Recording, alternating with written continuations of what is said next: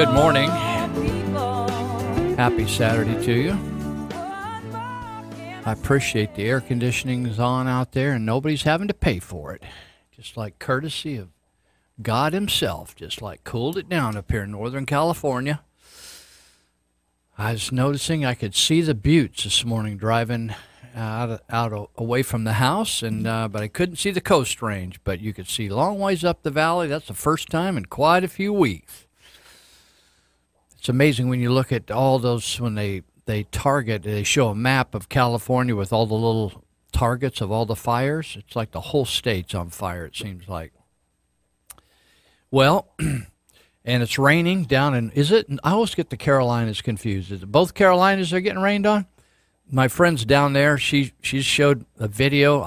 She said, I've never been in a hurricane before, and it looked to me like it's just raining outside. Did you see that fake news deal where the newscaster and covered in a blue poncho, and he's leaning against, he's like making it look like he just barely can stand up. He barely can stand up, and then behind him, two teenagers just walk by straight up and down, just walking through the rain, just casually walking, and he's all leaning like at a 45, trying to not get blown over. Just a total fraud. Just unbelievable. It's amazing. You don't know what to believe anymore. They just want to make that look like, and they're blaming it all on Donald Trump. Somehow he invited that hurricane to destroy the United States and to hit Puerto Rico. Donald Trump hates Puerto Rico. Hates any of those islands with the P word in it. Well, we're here for 3 hours today. We are talking live today, and we're up on Mount Huth out in East Linda, Yuba County, which is in the state of Jefferson, up here kind of in the middle. And we're hoping one day that we can look at Sacramento as the capital of California and some other city as the capital of Jefferson. And just say, once upon a time, we'd be telling our grandkids, once upon a time, we were in the state of California, and it was a big pain in the rear. Now we're in the state of Jefferson where there's a lot more freedom, and it's cheaper. Come on. And you can go out and get a job, and you can celebrate the independence, be patriotic, and everybody's happy. Instead of everybody always not being whiny about everything. California, whine, whine, whine, whine. Oh, complain, complain, complain. Anyway, we're out here till noon, and we're on Mount Huth in eastern Linda, Yuba County, state of Jefferson. You can reach us at 530-742-5555. And again, if you call us up and we can't take the call, don't get hurt feelings, because it's a pro-choice world out there today. It's pro-choice California. You can choose to stab your kid to death and not be arrested for it as it comes out of the womb, and we can choose to abort your call. It's an amazing world. So if you're the wrong gender or the wrong timing or the wrong topic or the wrong, ethnicity, we might have to abort you today. This is 1410 AM, if you care to know. It's called The Patriot, KMYC. And so maybe this is the first time you're ever listening, and if so, we're not sure whether you can make it through full 3 hours, but you're welcome to try. If not, there's lots of opportunities out there on the radio, or you can go on the internet, all that kind of stuff. So if you're out in the fringe area where our signal kind of gets weak, you can just get a loud and clear signal by going to our website at kmycradio.com and then click on the Listen Live icon, and it should come in fine. If for some reason you're sitting there and having a good day and you get interrupted and you thought, oh, I think I'd like to go back and listen to that, or I wish I could listen to it. People say to me still today, oh, Lou, I like to listen, but I was busy. I had a meeting. I had this. I had that. So I remind them they can go to One Eye Blind Media. It's a YouTube channel, 4 separate words with a space in between, One Eye Blind Media, and look for Live with Lou and click on whichever show you want to listen to. Or the other way you can kind of connect with some of the topics I'm addressing is in the Territorial Dispatch. It's a weekly paper that circulates in Yuba and Sutter counties, a little bit up into southern Butte County around Gridley, and then also a little bit into Nevada County. That's territorialdispatch.biz if you want to look at it online. It's very easy. You can flip the pages, scroll the pages just like you would if you were looking at the hard copy paper. But if the paper is given away free, or you can contact the Territorial Dispatch in Marysville and you could subscribe. I talked to somebody the other day. They subscribed. They were over living in Napa or something like that. And then somebody else told me they were moving to Idaho. One of the couples that keep in touch. We got some Idaho refugees, California refugees that have moved to Idaho, and they listen to the show. So this fellow said, I'm going to listen from Idaho, and I'm going to subscribe to the Territorial Dispatch because he likes to hold the paper in his hand, kind of like I do. I like to hold the paper in my hand. I don't know what it is. It's just just the old school way to do things. Before we get too far, before we go any farther, I should say, I wanted to mention that this morning, in about just under 2 hours at 11 o'clock, at the Constitutional Republicans over here in Yuba City, they meet in Yuba City, but they're the Yuba-Sutter, 2 counties, Yuba-Sutter, Constitutional Republicans. They're meeting this morning for a special film showing of Dead Man Talking. And that's the story of Lavoy Finicum. And his wife is actually going to be there, Jeanette Finicum. And the producer of the film, Mark Herr, will also be there. And that's at 441 Bridge Street in Yuba City. So probably wherever you're listening to us from, you have time to drive over there. It's a very unique opportunity. 441 Bridge Street, Suite E. You'll know they're there. It's a little L-shaped strip mall.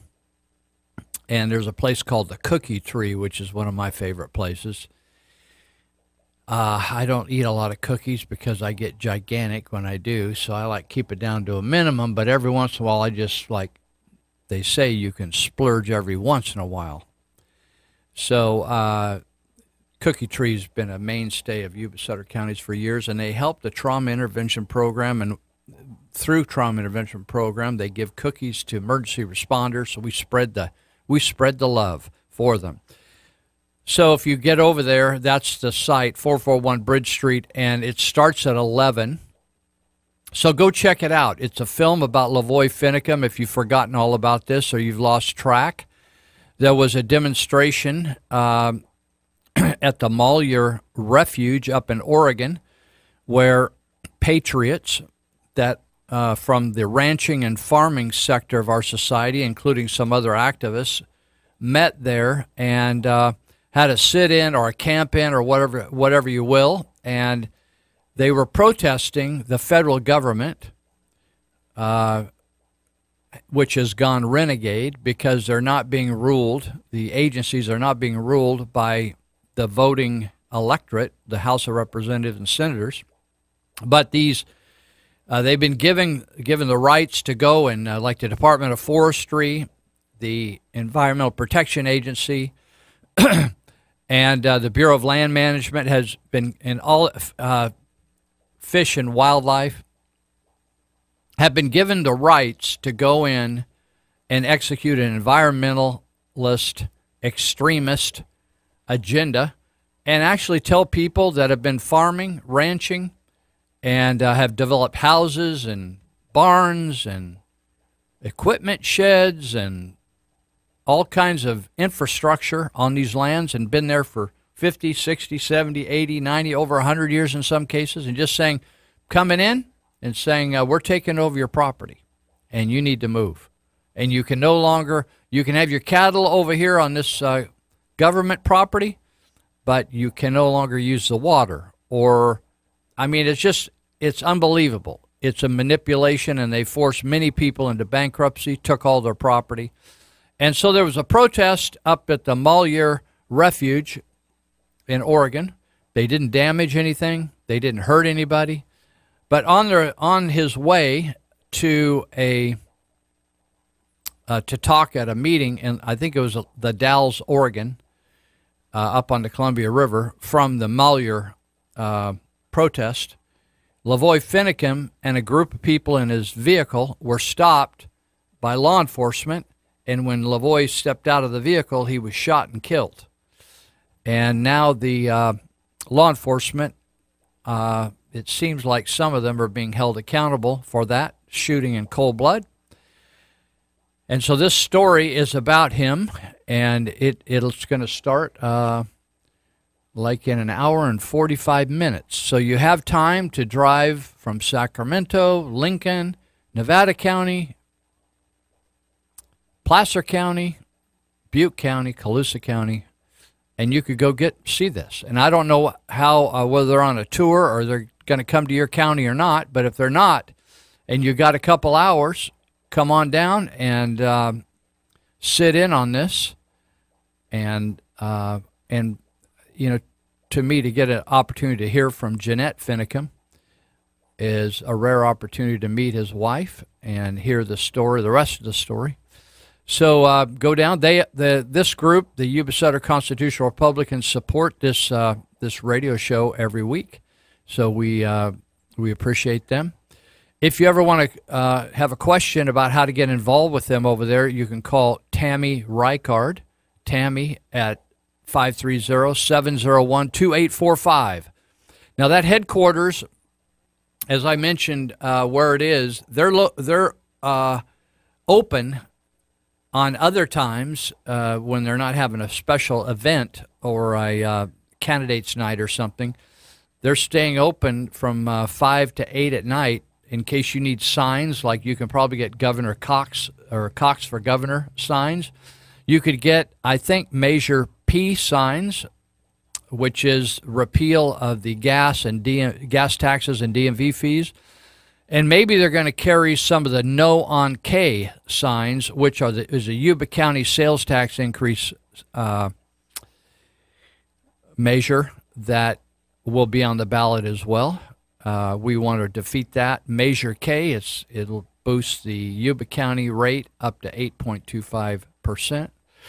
So, and there may be other signs there as well in literature and how you can get involved. So go do something.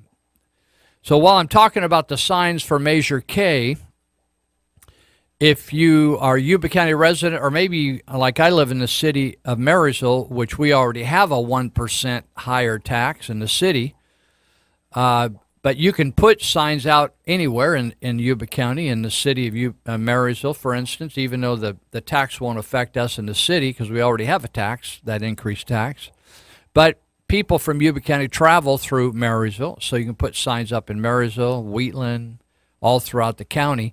And you can pick one up. They just came in late this week at Elite Universal Security at 5548 Feather River Boulevard, 5548 Feather River Boulevard. So, and you can get Measure P or Proposition P, which will repeal the road tax of 12 cents per gallon, 20 cents on diesel, and roll back your high DMV fees. You've been checking out those DMV fees. I just talked to a lady on the way here. She said my daughter and her husband are moving to Texas in 3 weeks, and her DMV fees ran out, right? In other words, her California DMV registration expired, so she's going to try to coast for 3 weeks and get her new registration, which is about 1/3 of it down in Texas. So if some people are wondering, should we repeal it or not? They see all this improvements on the roads already, and there's signs like, say, this is your road money at work. Well, yes, you should repeal it, because even, I don't always agree with these guys, but Assemblyman Gallagher and Senator Nielsen, who represent the Yuba Sutter counties, said, hey, we had the money. The Democrats just wouldn't release the money for roads. We had the money. It's not like we're short of money down there. We have all these road tax money already on gas.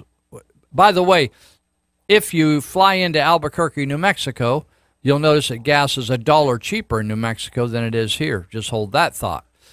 So you're paying if you're just the average person in California, you're paying over $700 more per year than you were a year ago for gas and DMV fees. $700. That's just for the average person, not the person who has 2, 3, 4 cars and some real expensive ones. So this is one of those things where I don't really think it helps to vote. Well, if you vote and we roll back, if Measure P is successful, if you vote yes on P and it's successful, you will save yourself $700 a year for the next 10 years. That's $7,000 for the average person. I'd say that's worth voting. It's worth me voting for. And if you vote no on K, that's going to stop an increase in sales taxes in Yuba County. So you think, well, I don't buy too much stuff that's taxable. Well, if you buy a car, by the way, have you noticed all the people buying cars? Man, there's new cars all up and down my street.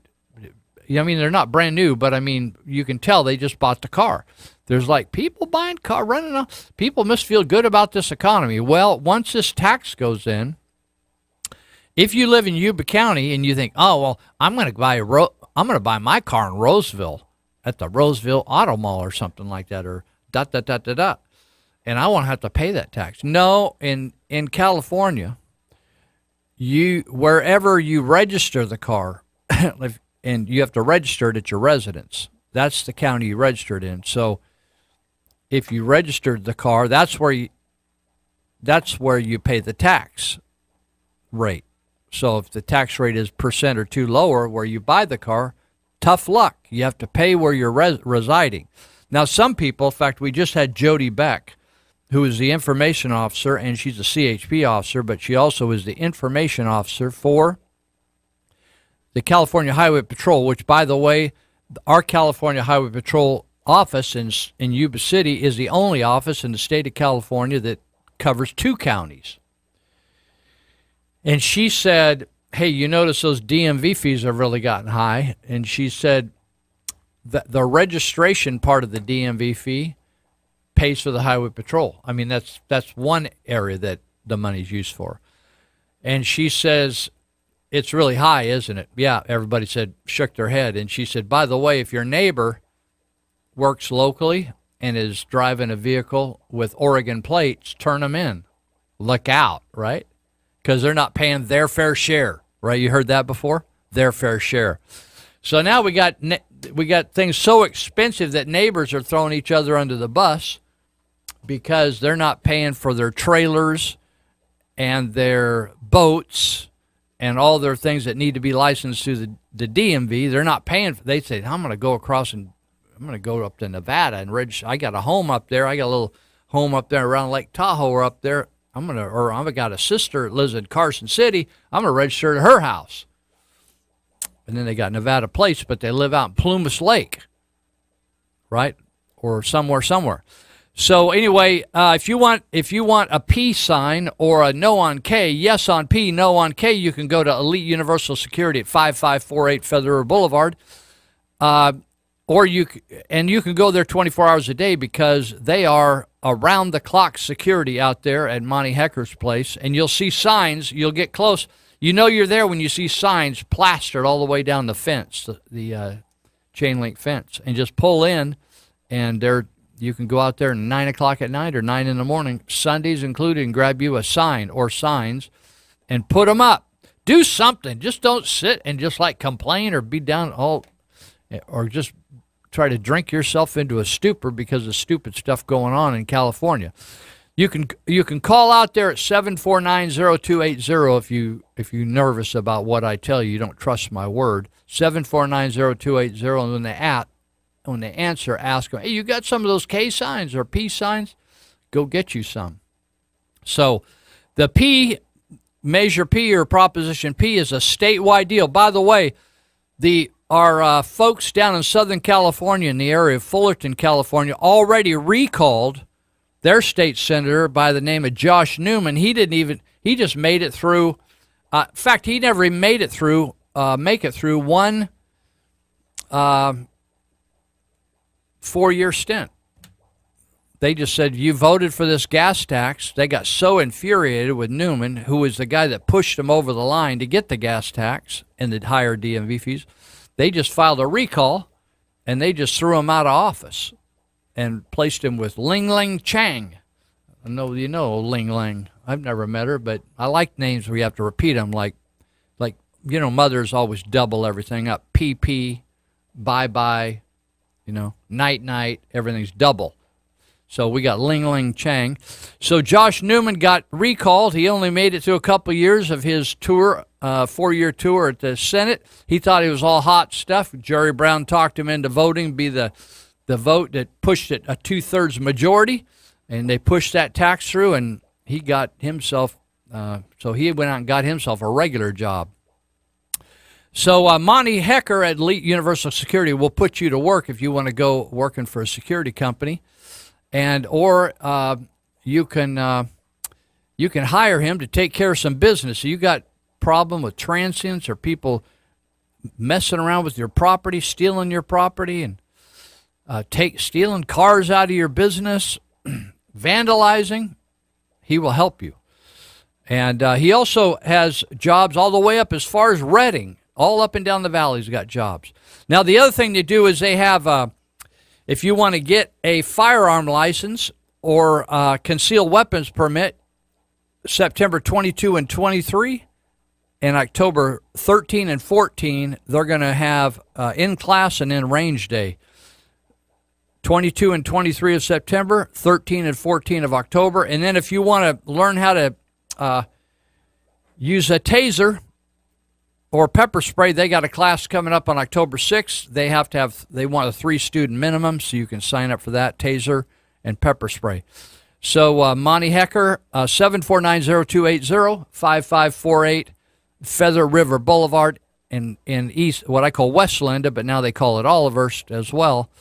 And 24/7, you can get your signs. Go out there and get some and do something. Stand up for something. Why don't you? All right, we're getting ready to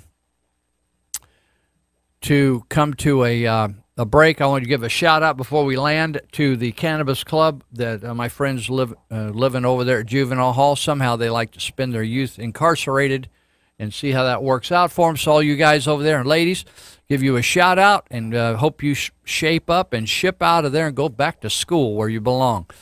And also give Danny, the manager at Jersey Mike Subs, a shout out. And if you want to eat a good sandwich, go over there by the Walmart Shopping Center in Yuba City and go get you some of that food. It's very good. Big old sandwiches. Too much to eat. You have to eat a little bit each day for a week. All right, we're going to take a break and hang with us. We got 2.5 more hours.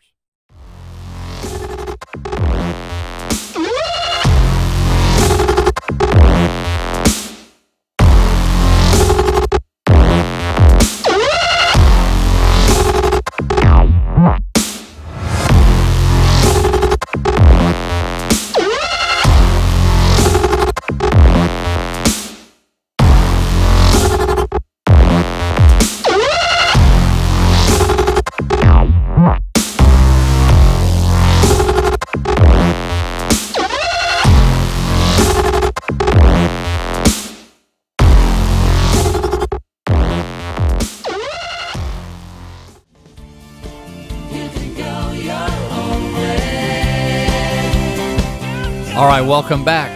Well, Monty Hecker, who is in charge of surveillance up and down the valley, he's surveilling what I'm saying. He said, "You're all wrong, Lou."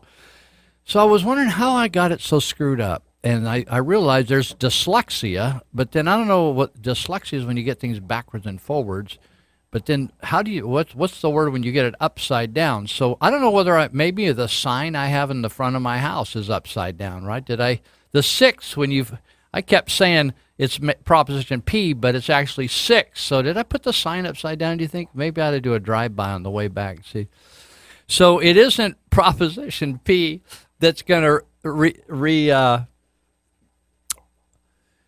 turn back your DMV fees and your gas tax. It's Prop 6. And I got to go back and I got to get my sign. I think, let's see, do the stakes go in the ground, not stick straight up in the air? Is that the deal?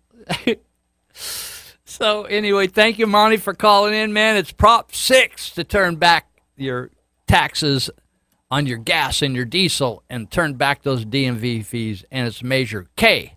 I got that right. K like special K. Like vote no on K and yes on 6. And turn and make sure your sign's the right way, otherwise I'll think it's P. All right. I wanted to mention also, for those that just think, I don't ever vote. I haven't voted. I'm 140 years old and I don't believe in voting. Well, if you happen to think that this might be the time for you, you have up until, I think, October 22 to register to vote. And you can get voter registration cards probably lots of places, but one place is for sure is a county clerk's office, or you could even, they say you can register online, maybe going to the Secretary of State, SOS, Secretary of State, just Google it, and you could probably register right there online. Do it by October 22nd. And if you want to request an absentee ballot, you need to do that by the 30th of October. So if you wonder, what's that? I've never voted before. Well, that means you don't have to go to the polls. You can just, you register, say, I want to, like when you register, just say, I want an absentee ballot, and they will send you one, and you can vote in the comfort of your own home and just throw it in the mail, or you can drop it by the county clerk's office, and they will take care of that for you. So I haven't, because I travel some, and I want to get it out of the way in case I can't make it on the day and go to the polls. I always vote absentee, and more people are doing that. I think the majority of people might be doing that now. I'm not sure, but lots of people are voting, and that's good. Please vote. Please register to vote. And even if you can't figure out what party to register for, you can vote in the general election. You can just sign up as independent or don't want to declare if you want to lay low out there.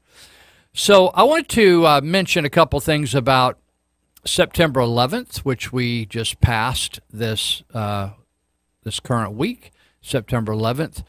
And someone mentioned to me that their child had gone to school.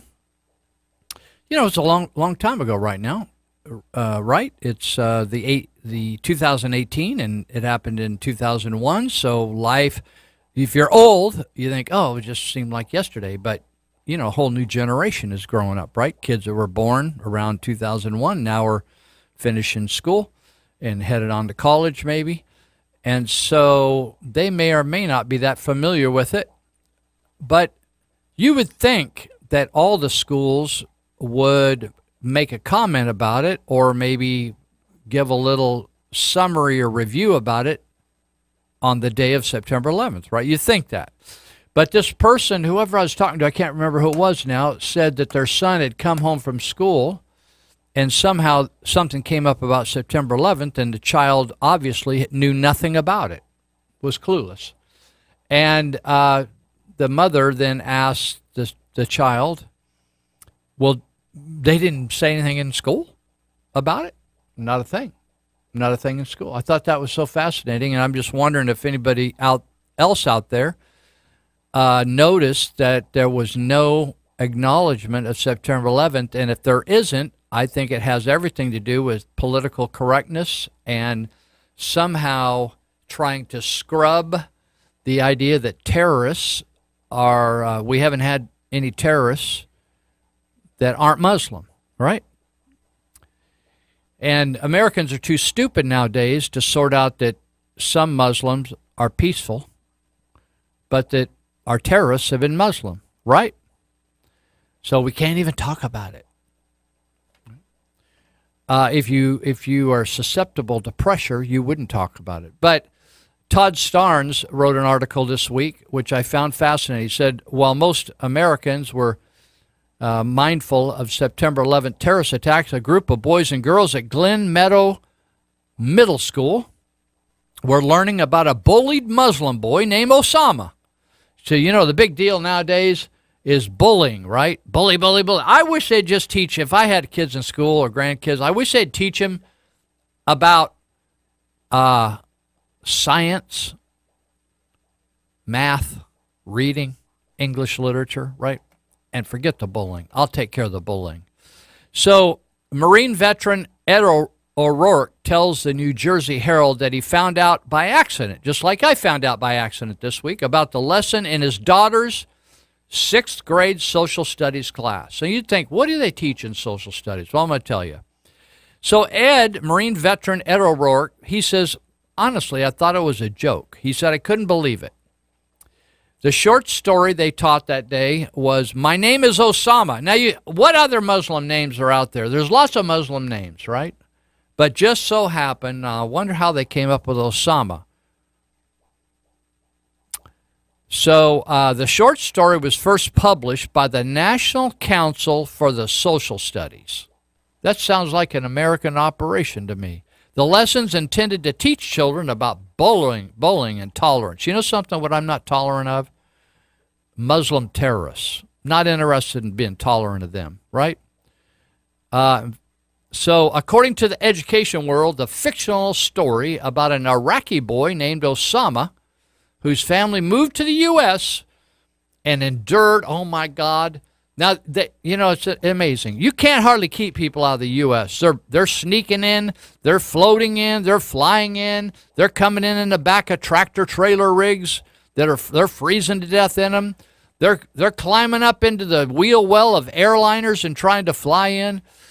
But now Osama, he comes to the United States and he endured bullying. Oh, I feel really sorry for Obama, little Osama Obama. So he endured bullying after the September 11th terrorist attack. So it's just like, hey, all Americans are so racist that once they knew there was Muslim terrorists, they just beat up every Muslim in the whole country. That's what they're telling Osama, little Osama. So it's interesting. You know, let me just do an analogy for you, which Todd Starnes drew. It'd be like on the day where we could study the Holocaust, maybe a day commemorating the end of World War II, where we discussed the Holocaust. We made up a lesson about a boy named Adolf being bullied by Jewish kids and saying we shouldn't blame all Germans. Don't pick on that poor kid named Adolf on Jewish holidays. Same, right? Osama, Adolf. It's like all of a sudden, it's like all us folks in America are wrong for like feeling bad because they were all 100% of those guys that crashed planes all over the United States that day, September 11th, 2001, were just happened to be all Muslim terrorists. So now we can't bring up anything about Muslims. Just like now we're going to have a little story about Adolf every time we have Holocaust. Don't rough up old Adolf. So Mr. O'Rourke met with school district leaders to discuss the issues with the lesson, and surprisingly, they were just as concerned. We're so concerned, Mr. O'Rourke. Oh, my God. We had no idea. Well, we didn't think of it that way, you being a Marine and everything. So he says they couldn't have been better as far as letting me vent, and agreed that the time couldn't have been more horrific. They said they were unaware the teacher was planning to do this, and it fell through the cracks. Darn it, so many things fall through the cracks of our public education system. Oh, transgender story time. Oh, darn, it fell through the cracks. Condoms placed on wooden penises fell through the cracks. That thing fell right through the cracks. Talking about anal sex or sodomy fell right through the cracks.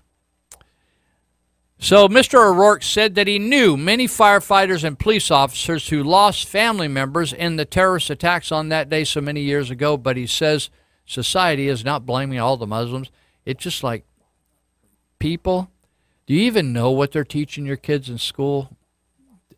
You might, if you got kids in school, why don't you just ask them? Or maybe you're afraid to ask them, because then it may necessitate you actually doing something about it, right? Ask your kid, did you discuss September 11th? When they say, what's September 11th? Then that's a bad sign.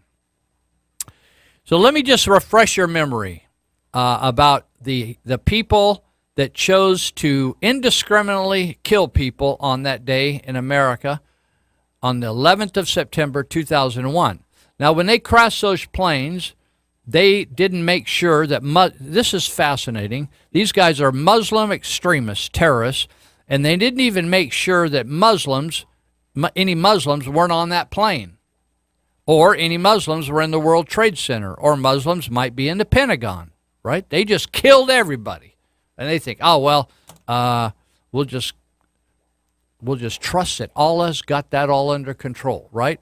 So nearly half the September 11, 2001 Islamic terrorist hijackers who flew planes into the World Trade Center and the Pentagon were able to remain in the United States undetected, despite having overstayed their visas. Now, you remember that was under George Bush's administration. Now, you wonder, is government doing a good deed here? Is government taking care of business? Like I noticed there was on Facebook, there was these huge lines lined up or something. Somebody was making a joke about Walmart not opening up another register. And I put in there, no, it's actually the DMV. Wherever you look in government, things are falling through the cracks. Just a shame that things fell through the cracks over there at that little middle school. And so here's all these visas, and despite having overstayed their visas, these guys are flying planes around the United States. 13 of the 19 terrorists, their driver's license were obtained after they arrived in the U.S. from Saudi Arabia, Egypt, and the United Arab Emirates and Lebanon. For 7 of the terrorists, they were supposed to have been deported from the U.S. at some point before they could carry out the 9/11 attacks, as they had overstayed their visas either a year before the attack or during the time of the attack. Subsequently, none of the terrorists were deported, and therefore they were available to murder people. You know, you think, oh, well, people get murdered every day in the United States. Well, yeah, you know, it's one thing when you're murdered by a citizen of the United States. That's bad enough. But when you import murderers to kill you, it's like, why don't we import Ebola? Why don't we import the SARS disease? Why don't we import, you know, some cholera? Just like, let's bring it all over here and just enjoy it. One of the terrorists, Nawaf al-Hamzi, for example, was able to obtain a driver's license in 3 different states. California, he got a driver's license. Florida and Virginia. He, along with his terrorist brother, this is the brother operation, Salam al-Hamzi, he got a Virginia driver's license. Virginia must be easy to get driver's license. And he arrived on a tourist visa in 1999 from Saudi Arabia. So 1999, and then he committed the act in late 2001, right? So Nawaf al-Hamzi arrived back in the U.S. in 2001 and lived in New York for just a couple months before hijacking American Airlines Flight 77 and flying the plane into the Pentagon. A month before the 9/11 attacks, he was placed on a terrorist watch list. This is a month before the attacks, and he was the guy. They just wanted to watch him, and then they watched him fly an American Airlines plane into the Pentagon. So he actually should have been, according to this article, deported 9 months before the attack, as he overstayed his visa. So he overstayed his visa. They knew he had overstayed his visa. They put him on a watch list, and they let him stay. And then they thought, oh, I'll be darned. He flew a plane into the Pentagon. Unbelievable. So Mohammed Atta hijacked American Airlines Flight 11 and flew it into the World Trade Center's North Tower. He'd overstayed his visa as of December 2000, but was not deported at the time. He was able to get a Florida driver's license despite being arrested months before for driving without a license. Unbelievable. When you think the holes in our system. Now, if I did any of this, they'd have me in jail left and right. Atta's name appeared on a terrorist watch list in January 2001. So you remember, January, that's 9 months ahead of this incident. And he was detained in the United Arab Emirates before returning to the U.S. to carry out the 9/11 attacks. He was detained. And then there was another guy, Hani Hassan Hanjour. he was the terrorist pilot of American Airlines Flight 77 that was flown into the Pentagon. He was considered an illegal alien at the time of the attacks, as he did not enroll in school despite obtaining a student visa in September 2000. So he got a student visa, did not enroll, and was here illegally, and he was your pilot. Satam Sukwami and Walid Shari likewise had overstayed their visas in the U.S. before aiding Flight 11 hijacking and that went into the Twin Towers. Marwan Shahi, the terrorist responsible for flying United Airlines Flight 175 into the World Trade Center South Tower, took at least 3 trips out of the U.S. and back to the country despite not having a valid visa as of November 2000. He was able to get a Florida's driver's license. Ahmad Ghamdi, one of the Flight 175 hijackers, was in the U.S. illegally as he had overstayed his visa but was never deported, allowing him to hijack the flight and aid in flying the plane into the South Tower. In fiscal year 2017, nearly 630,000 foreign nationals have overstayed their visas. As of October 2017, a total of 607,000 of those foreign nationals were still in the U.S. Now, when you remember when Trump came in, President Trump said, we're going to put a ban on certain countries, people coming out of certain countries, until we're able to settle down here, root out some of the cracks in the system. Remember falling through the cracks over at the middle school? We're going to try to keep people from falling through the cracks because people were getting machine gunned, bombed, stabbed to death, run over by trucks in the United States, right? And they just so happened to all be Muslim. So he said, but the judges, the Obama judges, right? That little pussy out there in Hawaii, and Orrick. Remember Orrick, was on the board of Planned Parenthood? Orrick's another one who said, no, you can't have a ban. You can't just do that. You can't just put a ban on people from certain countries. Eventually, they got the ban sorted out through the Supreme Court of the United States, right? So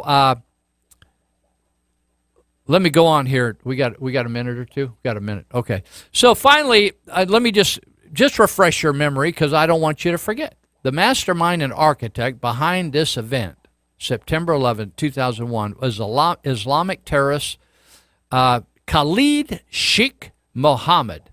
He was able to obtain a visa to enter the U.S. just weeks before the attacks. You'd think, a guy like that would be on the watch list, and somehow that watch list would be in some sort of central data system to keep track of people. Mohammed, known as by federal officials as KSM for short, he got a visa just 6 weeks prior to the attack on the Trade Center, etc.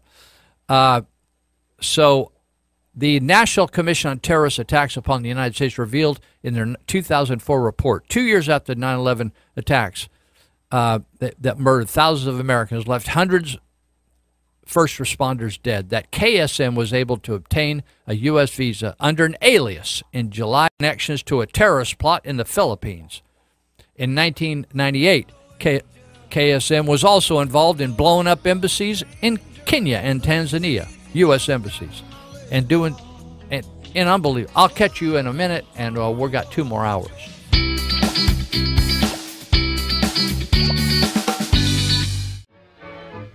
Small fry, right. Yes indeed. Lower brackets. Well, I was just spending some time reminding everyone about the 9/11 attacks because this week we just passed September 11th. And I mentioned earlier that I was in a conversation where parents said they were shocked that there was no mention in their school of 9/11 and what had happened. And then I read the article by Todd Starnes talking about at a middle school where they took the occasion to talk about a Muslim boy being bullied. And the boy just happened to be. He was a fictionalized character, but they chose, of all the Muslim names, they chose Osama, just like we could have, commemorated the losses of 6 million Jews and other minorities in the Holocaust. We could commemorate it by a poor German boy immigrating to the United States by the name of Adolf. So I was then reflecting on the fact that President Trump has done, I think, the best that he could, being harassed by everyone on the left and Obama judges, to try to protect the country from further terrorist attacks by having better scrutiny of immigrants, particularly from terrorist countries that many of these folks came from, to fly jets into the Pentagon and into the World Trade Center, and to also look at people who overstay their visas. And so because I travel quite a bit, I have to go get visas to China and Vietnam and Cambodia and Laos and things. You have to have a passport, and you have to have a visa. That they look at you, they look at your passport at the embassy, and then they decide, do I want to let this person in? Do we have any history on him? And if they think I'm okay, then they put a little sticker in there about their country, and it says that's a visa. When you get on the airplane in San Francisco Airport or in another U.S. airport to fly directly to a country like this, they will not allow you, even though you bought a ticket, they will not allow you to board the plane without a visa, right? So it's interesting how all these people manipulated, got all these driver's licenses, and ended up coming in and out. Some of them came in and out 2 or 3 times. And then you have this guy named KSM for short, Khalid Sheikh Mohammed. Now, this guy had a history with hating the United States and killing United States citizens and military throughout the world. This is amazing. In 1998, KSM, Khalid Sheikh Mohammed, was linked to bombings at the U.S. embassies in Kenya and Tanzania, and in 2000 was linked to the bombings on the USS Cole. That was a large ship for the U.S., and in fact, I met a guy that was on that ship and survived it, and never has really survived it, but he physically survived, but he was so traumatized because he had to remain on the ship with dead bodies strewn about, blown up bodies, until they could get rescue teams in there to go through everybody and try to identify everybody, and he suffers from post-traumatic stress syndrome and was basically trying to end his life when I met him here in the Yuba Sutter area. So you think, oh, yeah, it's too bad those guys died. Well, not only did people die, but a lot of people were traumatized for life from being on that ship when the explosions went off that damaged it. So after the embassy bombings in Kenya and Tanzania and the ship bombing, the aircraft carrier USS Cole bombing, KSM then began to work on the 9/11 attacks and masterminded the 9/11. You'd think, oh, these guys, the FBI, if they weren't so concerned about destroying the presidential candidate and paid more attention about people running around this country trying to kill Americans, it would be great, huh? And so today, KSM has been held at Guantanamo Bay facility after being captured in 2003 in Pakistan. Well, it's a pretty sad deal. I was thinking about all the guys and gals been fired, eliminated, not just from the general population of the FBI, but the top echelon of the top law enforcement operation in this country, shamed, lied, It's clear as can be that they actually did their very best. The only thing they didn't do is try to put a bullet in the head of Donald Trump, but they did everything short of that to destroy him, lied, cheated, put out fake news, leaked to the media. Unbelievable. Unbelievable disgrace and shame on this country, which hopefully they'll be able to purge the characters out of that operation. And the arrogance. Do you remember the arrogance? McCabe, Comey, Strzok, Page, all these people. On and on it goes. Arrogance, just arrogance. Like they're above the law. Did you know that? Some people, the elite in this country, the Clintons, the Obamas, they feel above the law. They don't have to obey the law. They can do whatever they want. In fact, I was just singing, we have Trader Joe's where you can go buy groceries. They always want one up here in Yuba City. But then you have Trader John Kerry, who goes over to Iran. He's not a senator. He's not anything. He goes over on his own. It's against the law to do that. You can't go over to another country and negotiate on behalf of the U.S. It's like crazy. He goes over and tries to do business with the people of Iran and stuff. Political business. So since 9/11, more than 195,000 foreign nationals from Saudi Arabia, Lebanon, the United Emirates, and Egypt, the countries of the 19 hijackers came from, have been imported to the U.S. Did you know that? That's why Trump, when he came in, said, hey, how come we're bringing all these people over here? And that's the very countries that all these people that want to kill us came from. So, pretty sad. Immigration system, totally flaky. And that's why Trump is trying to do something about it, and I'm thankful that he is, because it would be a bummer for me. It's one thing. Sometimes we just are so selfish as humans. We think about our own family members. But, when anybody in this country gets killed by a foreigner who just hates us, that's a bad sign, folks, and we should take that personal. Now, the other thing I saw, which I'm just thrilled about, sometimes I get up in the morning and it just makes my day that Hillary Clinton is not in the White House. I kind of get euphoric. I think, oh, Donald Trump is in the White House. So this article, I love this article. It's in the Appeal Democrat on September 9, and it says, Exodus hits EPA in the era of Trump.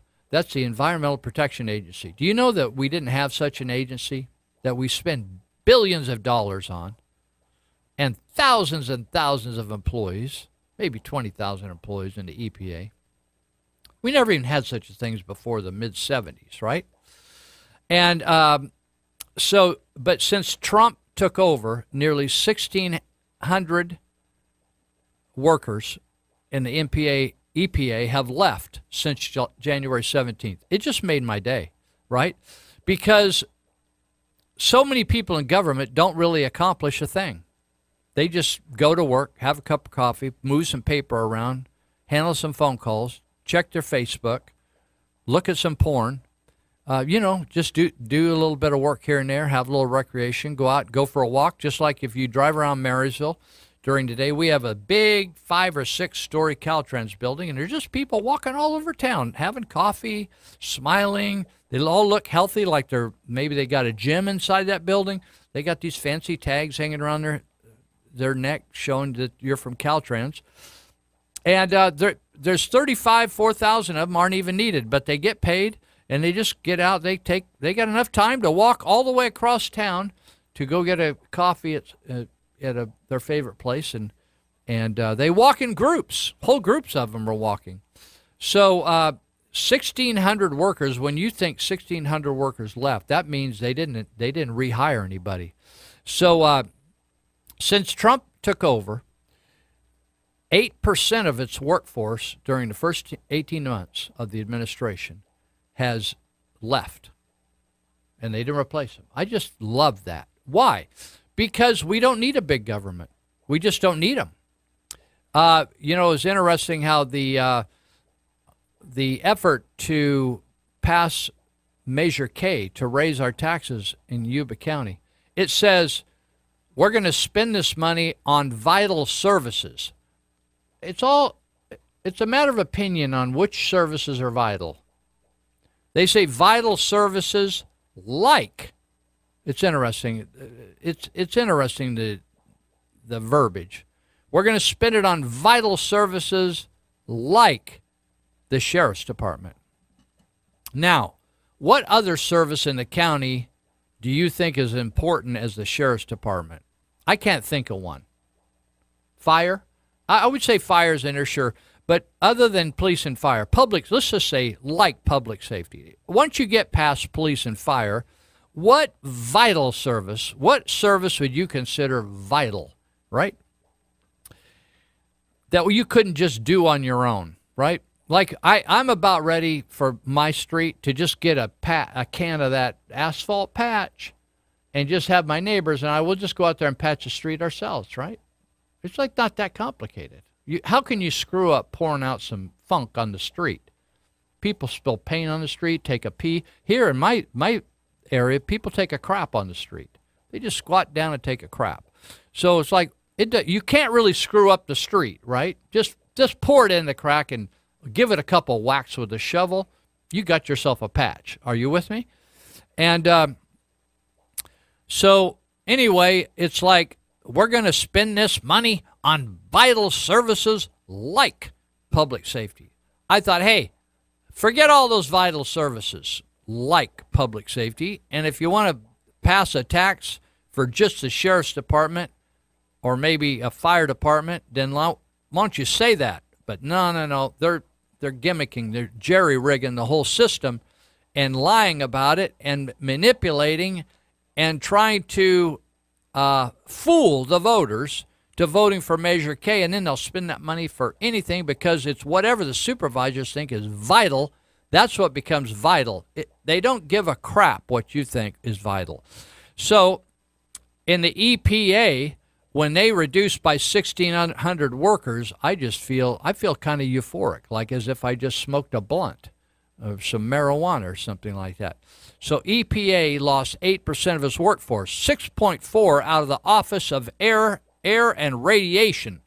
How much you concerned about radiation out there in the Yuba Sutter, Plymouth, Butte County area? You get up in the morning worried about radiation? Hey, screw those people. Take a powder, go get a job at a gas station. 8% reduction on regional offices. Those are paper pushers. 8.7% reduction at the Office of Water. 10% reduction at the Office of Research and Development. 15.3% reduction at the Office of International and Tribal Affairs. Now, wait a minute. This is the Environmental Protection Agency, and we got an International and Tribal Affairs. And then another 15.7% at the Office of Enforcement and Compliance. Now, these are the guys that got all the bullets. You remember during the Obama era? And the gal, who was that gal I always think is mentally retarded? Is that Napolitano? She was the head of Homeland Security for a while, right? Janet Napolitano. Now she's the head of the UC system, the University of California. Oh, yeah. Huh? She get fired. Napolitano. I think she's still at UC, University of California.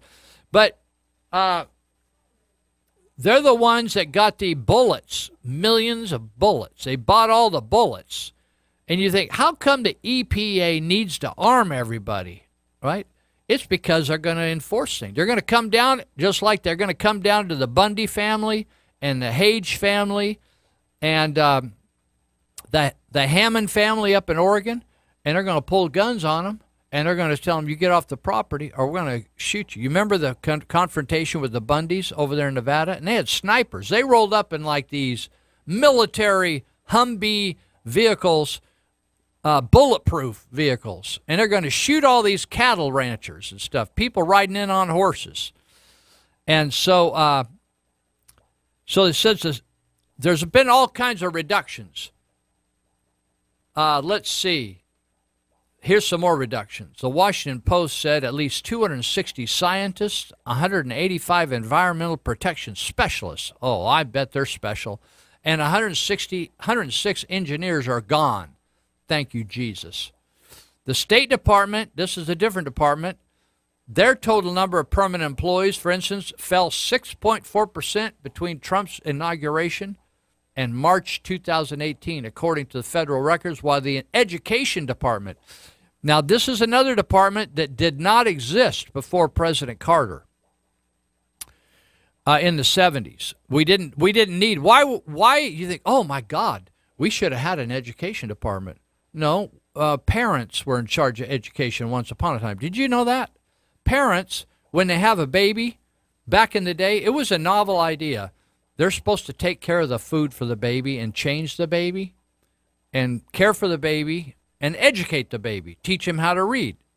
And then they decided, hey, let's all go together and get somebody that's sharper than the average parent on reading. Maybe there's some really sharp person on teaching kids to read, and we'll all get together and send our kids over there and have them read.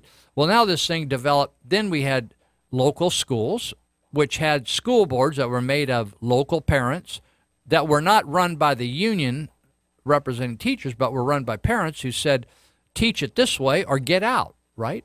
Do it my way, right? They wanted their burger their way. They wanted their teaching their way. So behave yourself. Don't be molesting the kids.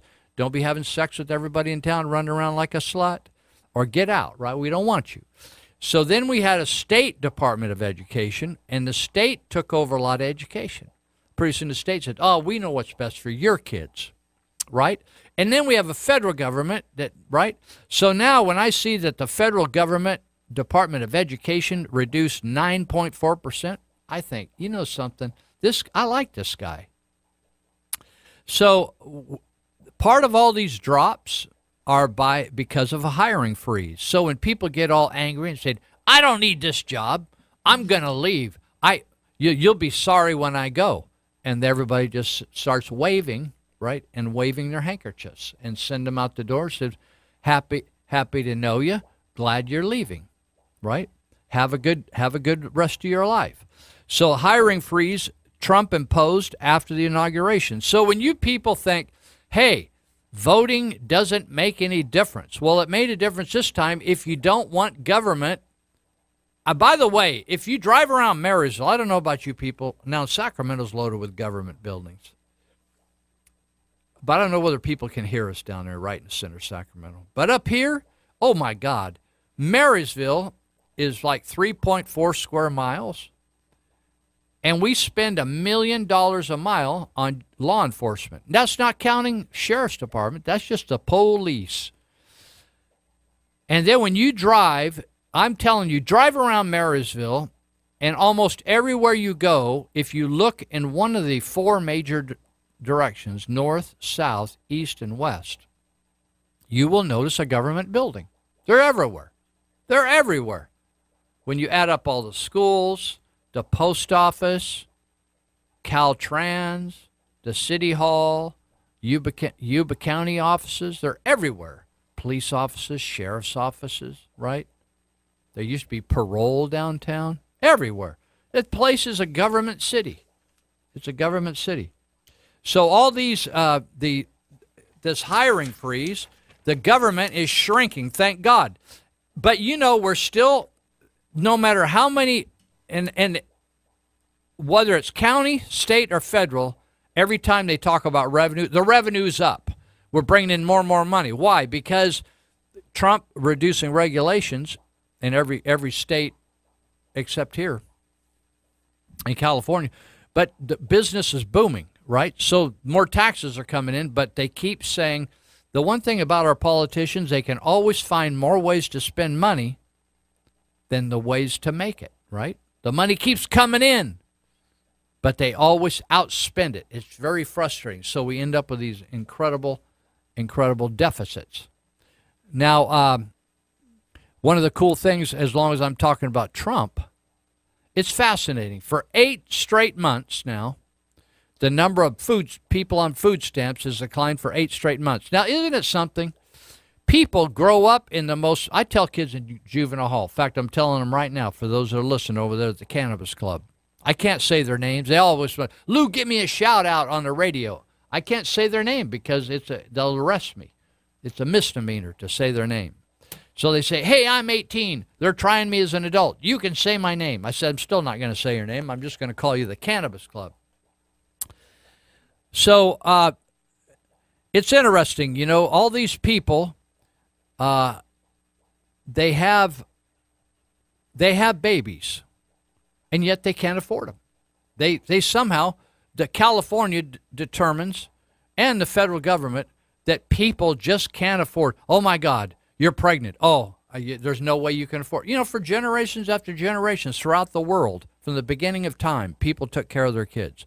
But in California, in the most wealthy, like I tell kids in juvenile hall, the Cannabis Club, I said, if you can't make it in the United States, please do not cross the border, because you definitely can't survive anywhere else or take a plane to another country, because you're not going to be able to make it. You need all the safety nets. We got, how many safety nets we got? 10, 20, 30, 40 safety nets before you hit the ground. And so food, you know, we thought, well, we'll provide new mothers food, because somehow they forget that they forget to feed themselves or their baby. They're not going to have enough food. And then we got food stamps, or what we call EBT cards now, food stamps. Like SNAP, they call it. And so, but since Trump's come in, they've hired some people, some law enforcement people, to bust people. You know, even people try to steal stuff when they're on food stamps.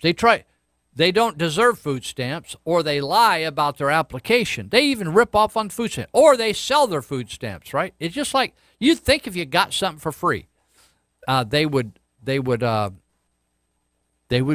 obey the rules, right? But they do not. It's amazing. So now Trump has hired some people to say, we're going to arrest these people, right? And we're going to arrest these stores for buying people's food stamps, right? They're willing to deal on food stamps. So this is amazing. From October to November of last year, over 4 million people. November to December, 360,000. December to January, 737,000. January to February, 385,000. February to March, 39,000. March to April, 426,000. April to May, 139,000. May to June, 143,000. People that quit the food stamps. I think, hallelujah. Some of those people were illegal aliens that were getting the food stamps illegally, right? So if one person in the house is a citizen, and they claim, well, there's 10 people in my house because they're loaded with illegal aliens in there, they collect enough food stamps to feed all those people, right? In Trump's first full month in office, think about this, just 1 month, people got a clue. Enrollment in the SNAP program, that's food stamps, dropped by 2.7 million.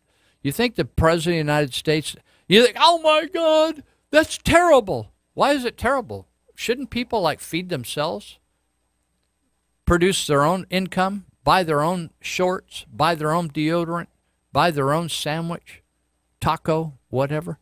What's wrong with that? All of a sudden in this country, it's bad when people take care of themselves. We want everybody, we just want to be communists where they give everything to you, right? And you have to beg for everything.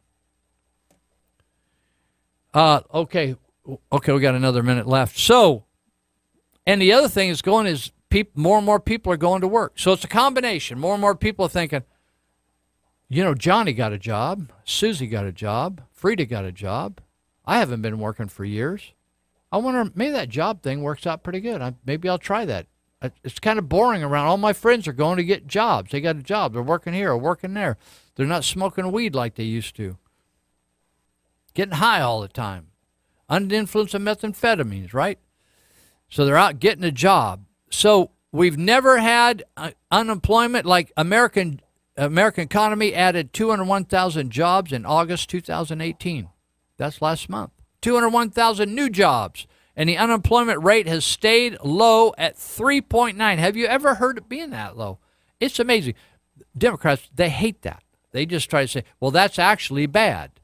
Because a lot of those jobs, like that, some of those socialist people think, oh, well, that's because they work 3 jobs because nobody pays them enough. No, that's not true at all. They're just lying. It's amazing. It's hard to find people to tell the truth. In fact, a lot of people say, Lou, you just lie on that show of yours. Okay, it's 10:30. We're going to take a break, and we're coming back. We got a half hour to go, and so you think, you don't have to continue listening. Go listen to something else if you're tired. We'll be right back.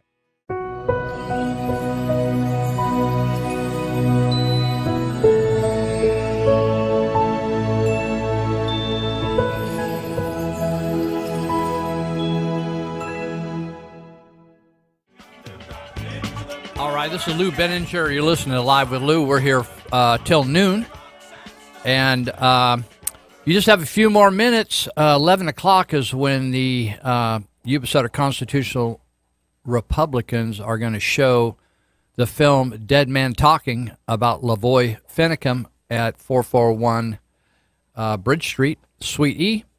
So go on over there and sit in on it, see what you think. We had a person that tried to get through on the line. We had him on the line here. I was going to talk to him while we had a break, and we lost him. So if we cut you off, I'm not quite sure what happened there, but if we cut you off or you just gave up, sorry. But if you want to talk to me, they wanted to talk to me off the air. So if you call back at 11, I got time to talk for a couple of minutes if you want to dial us back up right at 11. Let's see. I wanted to mention, this is a flyer left here for me. I don't know whether you're a member of the National Rifle Association, NRA. I am. I'm a proud member. And I don't just buy a membership. I actually contribute to the NRA because they're the ones, the big ones, that defend our Second Amendment rights, which the left is continually trying to take away. So they have an event coming up at the Yuba County Fairgrounds at 442 Franklin on October 20. That's Saturday. And they do not sell tickets at the door. You have to buy them online or call these people up. So you can dial 635-1956 to get a basic ticket. There's all kinds of packages. Now, maybe online. Let's see, where's online? There was let's see, make checks payable to Friends of NRA. But if you go to friendsofnra.org, friendsofnra.org, you could purchase single event tickets, Friends of NRA. So you got to have them ahead of time, or you can call 635-1956 to get them. But there's all kinds of entry packages. You can get a single ticket for $60. I'm telling you, there's like an arsenal of guns at this place. And good food, and probably good speaker, but lots and lots of guns you can win. Dinner, special drawings, live auction, lots of guns. That's an understatement. Doors open at 5. So go check it out and have a happy. So, again, earlier I said I was talking about Proposition P, which doesn't exist. At least it's not the one I wanted to talk about, but I saw it upside down, and it's actually Proposition 6. And that is the proposition to repeal the legislature's increasing of the gas tax. Do you know we have the highest gas taxes in the United States? Tax after tax after, every time they turn around, you're adding a tax onto the gasoline. So they want to repeal not all the taxes. It's just going to repeal the last taxes, this last bunch, 12 cents a gallon. Just look up at, as you drive down the street, look up at the price of gas and imagine that just removing 12 cents off there. If it's gas, if it's diesel, removing 20 cents. See what the price of gas or diesel would be. But the other thing is, some of you have paid at minimum an extra $25 up to like $100 and maybe $120, $175 on your DM fees, extra on top of your DM fees that you used to pay. We have, even without this extra, we had some of the highest DMV fees in the nation. In fact, just next door in Nevada and Oregon, they pay like, $50 every 2 years. Texas is another one. It's just like incredibly low fees to drive a car, to have a car. Sometimes a fee lasts a couple of years. You don't even have to pay it every year. And so that's why Jody Beck with the CHP was telling TIP volunteers, trauma intervention volunteers, the other night at our training, people got so desperate. When people get they get too pushed with taxes, tax, tax, tax, tax, tax. Pretty soon they start cheating. It makes dishonest people out of honest people. Too much pressure. Pretty soon, instead of when you get the price of cigarettes up to $9 a pack, pretty soon they look to Lou Benninger to bring them over for 90 cents from Vietnam, right? 90 cents a pack. Or they buy them bootlegged. They haul them in. Somebody will go buy packet after a whole bunch of cartons, and they'll haul it in from another state. Or they'll go buy them on the Native American reservation, where they a lot less taxes there, right? Because they don't have to follow the same rules on those reservations. So they'll bring them over. So then they sell them to their neighbors. So people figure out a way around it. Or they start saying, hey, I'll work for you, but just pay me cash, right? Just pay me cash, or I'll trade. I'll do this. You do this, I'll do that, right?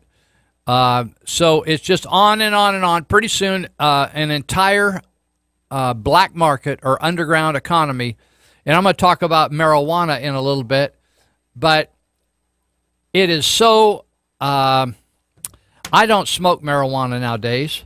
I did with great zeal for many years, and I sold it. I bought it, I sold it by the kilo, and by the lid, as we called it back then, or by the 1 ounce, or however you wanted to buy it, I would sell it. And I bought it, I sold it, I grew it, and did that for a number of years, and then I decided to change my life. I didn't think I was getting close to being a physicist by smoking it or accomplishing anything. I thought, you know something, I need to change up my life. That's another story. But what really troubles me is when you look at how the state government and city government, county governments are going to tax this. If I was using marijuana, I would just grow my own. I would not buy from these dispensaries. It's a total ripoff. And what they're doing by adding taxes and making it so difficult is they're just adding to the underground economy. So people, when you keep putting pressure on them, pressure, more taxes. So vote for Proposition 6, according to Monty Hecker at Elite Universal Security, and not P, because I was looking at it upside down. And that's going to save you over the 10 years. That's a 10-year tax, that gas and DMV tax. 10 years. If you stay in California if you leave, then you're set free. So far in California, they're not keeping you in the state. There's nobody at the state line saying you can't leave like they did in communist countries. Not yet, anyway. But they try to track you if you're making money here and you move over to another state. They try to tax that. But if you're going to stay here for 10 years and we don't overturn this by voting yes on Proposition 6, you're going to be out at least $7 grand in the next 10 years. What could you do with $7 grand? I could do a lot with $7,000 myself. $700 a year. $700 a year means a lot to me. That's a lot of money to me right now. So anyway, that's that. I wanted to mention, I was talking about President Trump and the impact. You remember, I played this clip. Obama's doing a town hall meeting, and he says, where's he going to, you can't just wave a wand and bring back all these manufacturing jobs. They're gone. You need to be retrained. And some black guys actually in the audience there questioned him and said, well, what do you mean retrain? I mean, they had sincere questions. Anyway, Trump comes in, and immediately corporations begin to say, well, we're going to stay here, or we're going to move back, or we're going to do this, or we're going to do that. They start giving $1,000 bonuses, $2,000 bonuses because of the tax cut, da-da-da-da. And all of a sudden, we're only in the second year of this pregnancy. We're in the second year of this presidency, and we got the economy just like hot. I'm talking to people, they're like rolling. They're like doing business. There's construction going on all over the place. Houses are being built. Trucks, somebody told me the other day they can't find enough truckers. They just can't find enough guys to drive truck, guys and gals to move freight, because they're just like, people are buying stuff, using stuff, moving stuff. It's incredible. So It's been nearly a half century. Most of you out there haven't been around for a half century. Since layoffs, people getting laid off were so low. Like every month, some people get laid off because some businesses are going out of business because they don't know how to run a business, or people don't want their product anymore. Like, at one point when cars came around, they said, we don't need so many saddle makers, right? We're getting, like, hey, we don't have so many horses.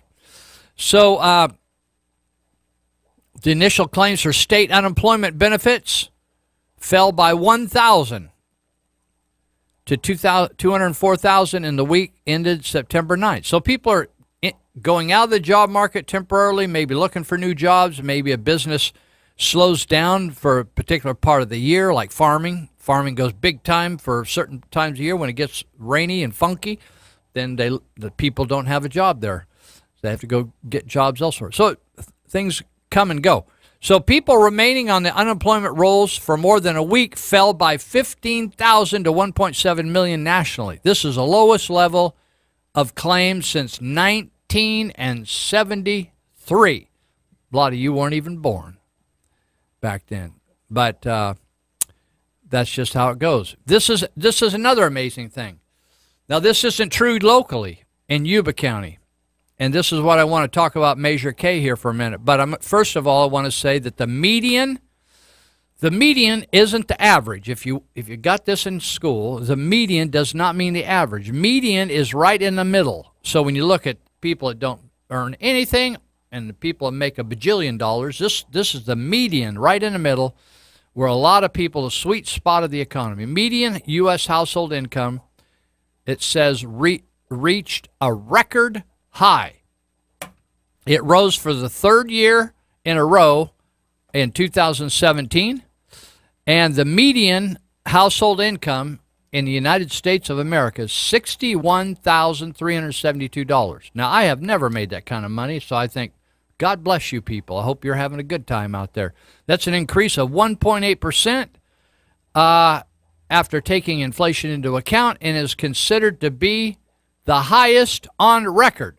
Now, what do you think the median household income is in Yuba County, where the supervisors had spun themselves right into a ditch?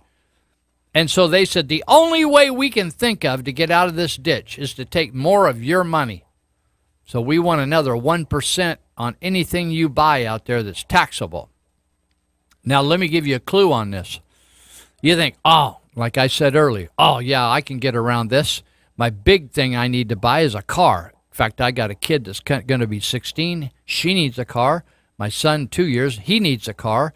So this is a 10-year tax, this Measure K. So that means how many, if you got kids in the school system, how many cars you're going to buy in 10 years? So you got 2 kids, 3 kids? Some of my friends got a bunch of kids, and they're going to have, all their kids are going to be hitting teen years and buying cars in this next 10 years, and they're going to pay an extra 1%. You think, oh, that doesn't sound like very much. Well, if you buy $100,000 worth of cars over the next 10 years, like 3 cars, $30,000 or so, you maybe buy a new car, and then you buy a couple of used cars. Or like I was talking to somebody on the way in today, and we were talking and said, what if a guy buys a truck, a tractor trailer rig? What's that, $100,000? And he registers it in Yuba County.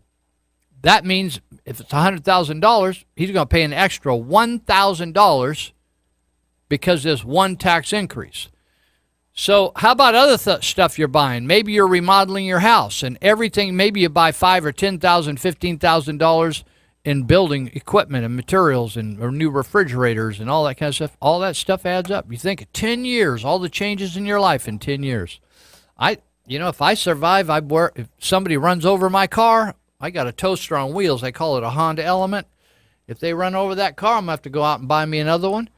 And either I'm going to have to register that car in another county or another state and get in trouble with Jody Beck over at the CHP. If she sees me running around with Nevada plate, she'll say, Lou, I'm going to have to arrest you.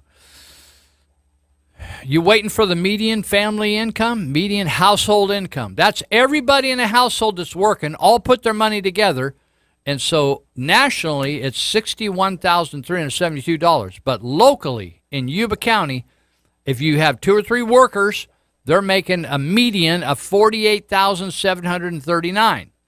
So that's about, what's that, about $13,000 lower than the national median.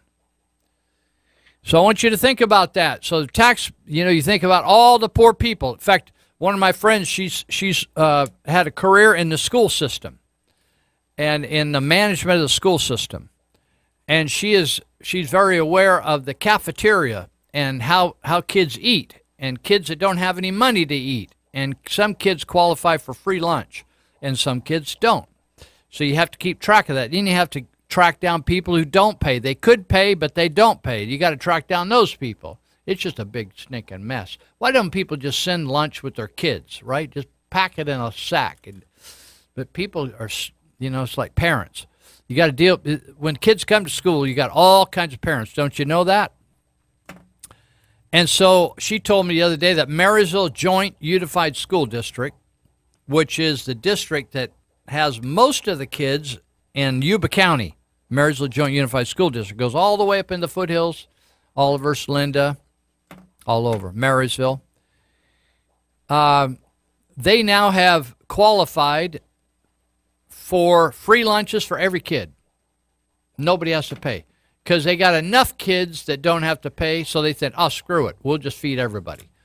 So that's interesting, right? They got so many parents that cannot afford stuff.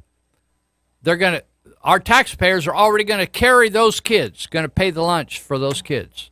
And maybe they're getting a little snack in the morning, breakfast. And but yet our supervisors think it's okay to add a 1% tax on all those very poor people. Can't even afford to make a sandwich for their kid, send them to school. Or throw a couple eggs on the grill and throw a couple eggs down them before they go to school. Can't even do that. But now they're going to tax them another 1%. Did you know that gas taxes, I want you to think if you're really poor. Maybe you are really poor. Maybe you're just making like $8, $9, $10 an hour. Probably besides your rent, that car expense is one of the biggest expenses you have. You got to pay insurance on that thing. Maybe you bought an old beater, transportation car off a pot lot, we used to call them.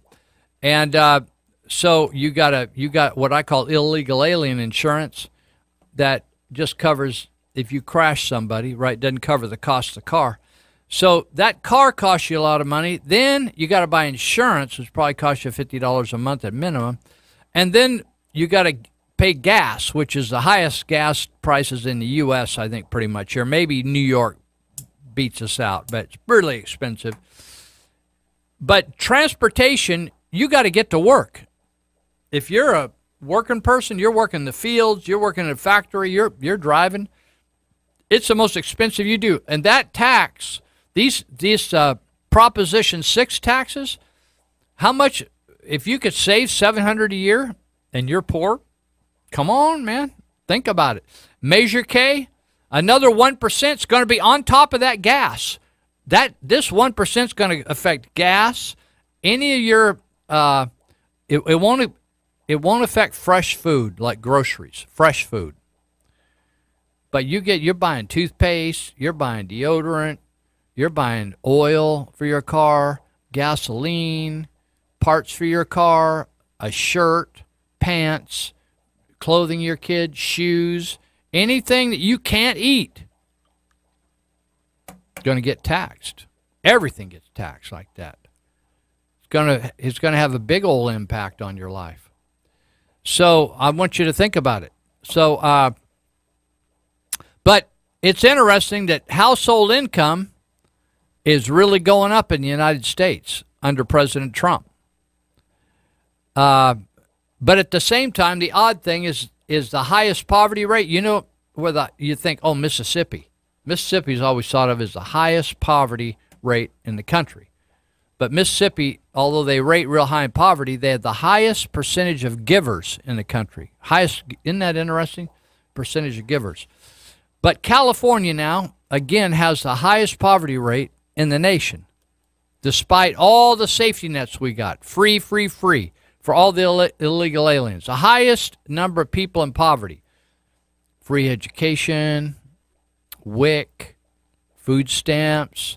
Like the other states, they have a lot of restrictions on who's getting food stamps right now. Oh, if you're a single male, you gotta apply for work. You gotta go work 20 hours a week, public service and stuff. You gotta be in a jobs program. You gotta do this. You gotta do that. California, they monkey around and they get around all the restrictions of the federal government, and then they say, just come and sue us if you don't like it. So we got an extra 1 million or so people on food stamps, don't even belong there. California, highest poverty in the nation, but we're going to tax the crap out of them here in Yuba County. We'll be right back.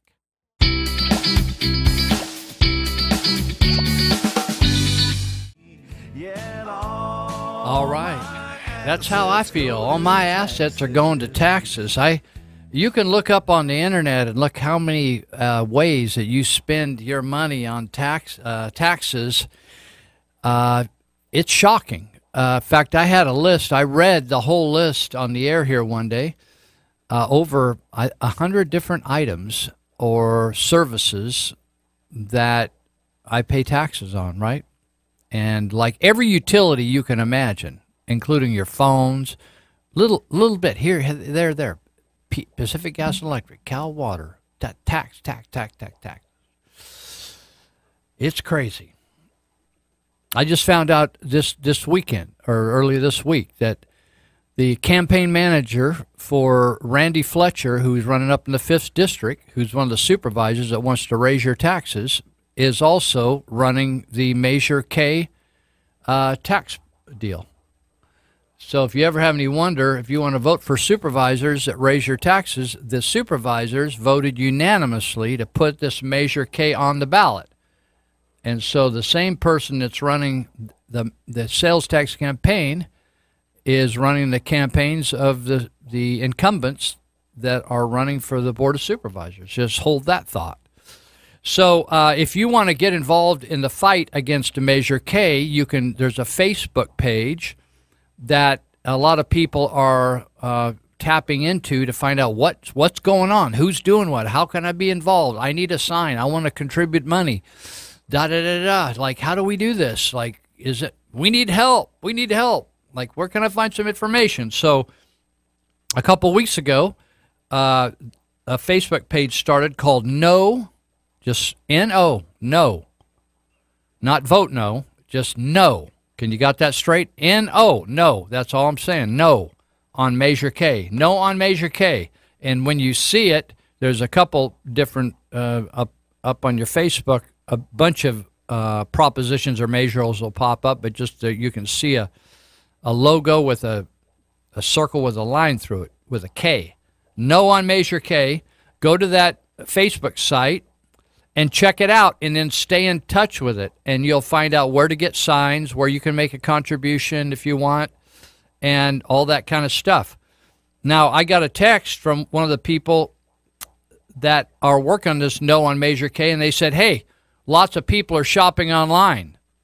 And, in fact, Andy Vasquez, who was on earlier, was talking about how many people have switched from driving to a store and shopping around the store, walking around a store.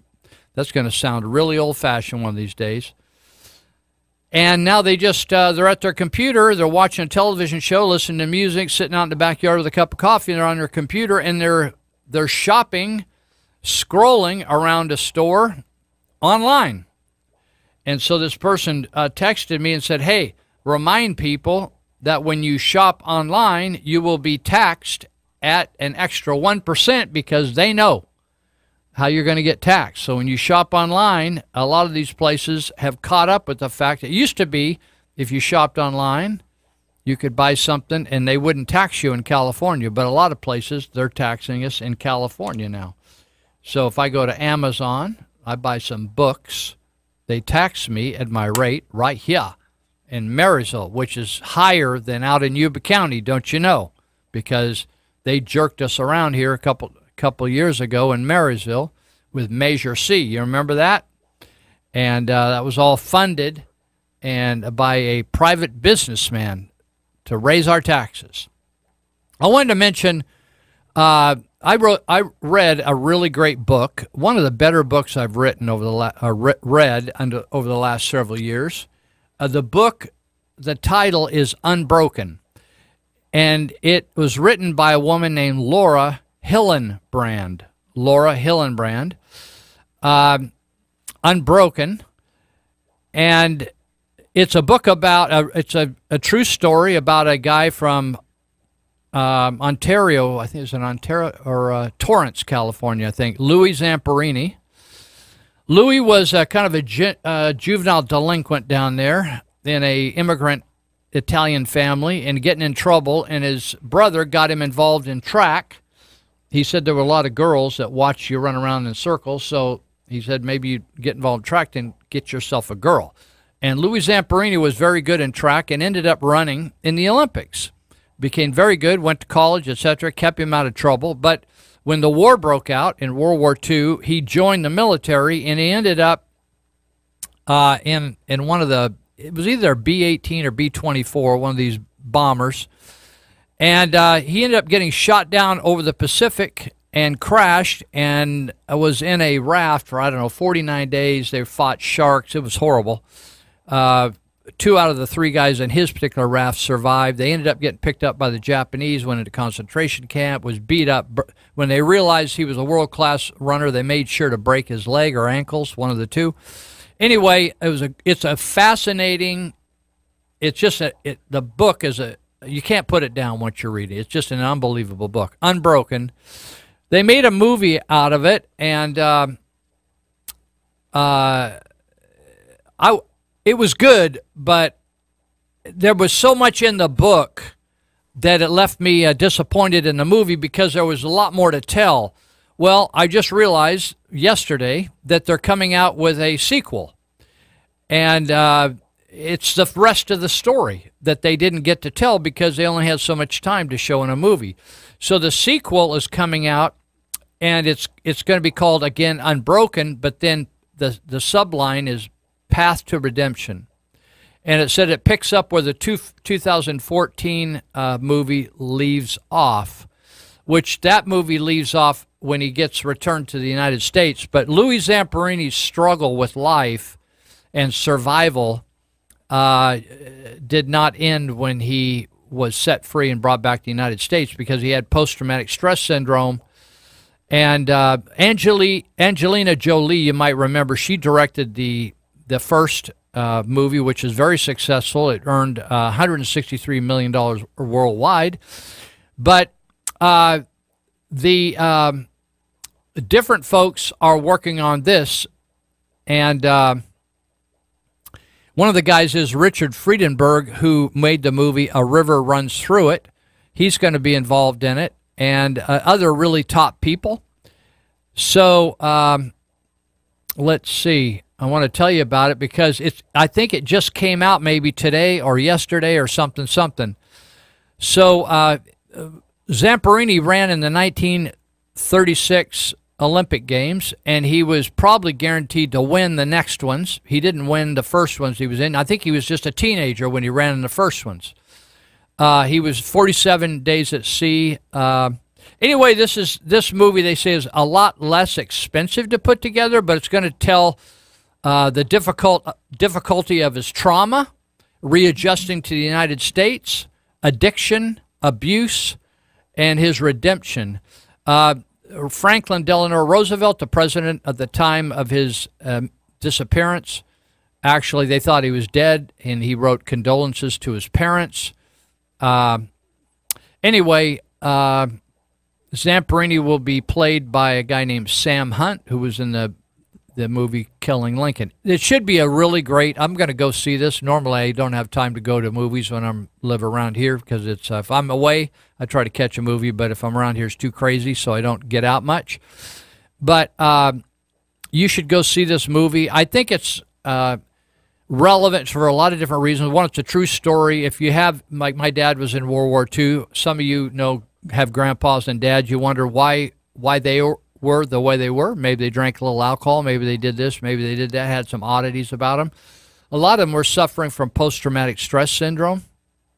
And So this really gives you an insight into that problem. We have a lot of military male and females that are coming back from war zones throughout the world, Iraq, Afghanistan, etc., that are struggling to readjust or adjust to American civilian life. And it's a big problem. And people struggle with drugs and alcohol, trying to hang on and treat their problem. So Zamperini, this is going to be a in-your-face look at his struggle and how he survived it, and how he ended up living till into his 90s and died, I think, just in the last 2 years. He got to see the film come out. Pretty cool. So I would really encourage you. This should be, I don't know how it's going to be rated, but I would think you could bring most of your kids to this movie and really enjoy it. And it'd be a good opportunity for them to, actually, if your kids want to read a great book, I just let them read Unbroken and just blow their minds. It's just an unbelievable, well-written book. This Laura Hillenbrand is a phenomenal writer and a researcher into the details. She just gets into minute details about the planes and the reality of being and how rickety and difficult, and they were flying planes that were had problems. They had been hit already, and they were flying planes that really weren't. They shouldn't have been in the air, many of them, but they had to fly them, and they had to get the job done. It's a fascinating, drama-filled book, true book all the way through. So check it out, okay? All right, where are we going here? I want to tell you about this thing. Honestly, people, it wouldn't surprise me if a lot of my friends leave California. I don't know that I'm going, but it is so ridiculous. Now there's legislation that is going to try to deal with childhood obesity. It will restrict restaurants to offering water or unflavored milk for children's meals unless you specifically press the default button or the audible button and say, we don't want water or milk, we want a soda, right? They're forbidden to offer it to you, or they'll get a $500 fine if you're a restaurant worker. Is that unbelievable?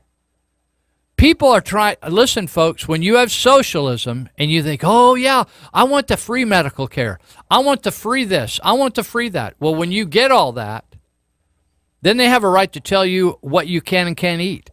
And they forbid you to partake of certain things. Like they charge you $9 for a pack of cigarettes, right? Because they know they're going to have to work on your lung and pay for it, right? Because you don't want to pay for your own lung. You got it? So if you want everything free like in a communist country, pretty soon they just say, you know, we can't afford to do everything for everybody, so we're going to pay doctors like $100 a month and teachers $100 a month because we're picking up the tab on everything, right? We're covering your buses, your airfare, da-da-da-da, right? So that's socialism. So now dining establishments would be fined up to $500 for advertising sugary drinks as a part of the youngsters bundle, like a Happy Meal or the package deal. Do you know how it is where you go into like these fast foods and you get the combo? Comes with a drink, this, that, and I'll say, oh yeah, you got there's a list of drinks right there. All those drinks. Pick any one you want. Just go over there and fill up to your heart's desire. They'll get a $500 fine, right? The proposal recently passed the State Assembly and heading over to the governor's desk for his review. So that's kids' meals. Kevin McCarty, he's a Democrat assemblyman, said kids' meals shouldn't come with a side order of diabetes, obesity, and cardiovascular disease. You know, it's interesting.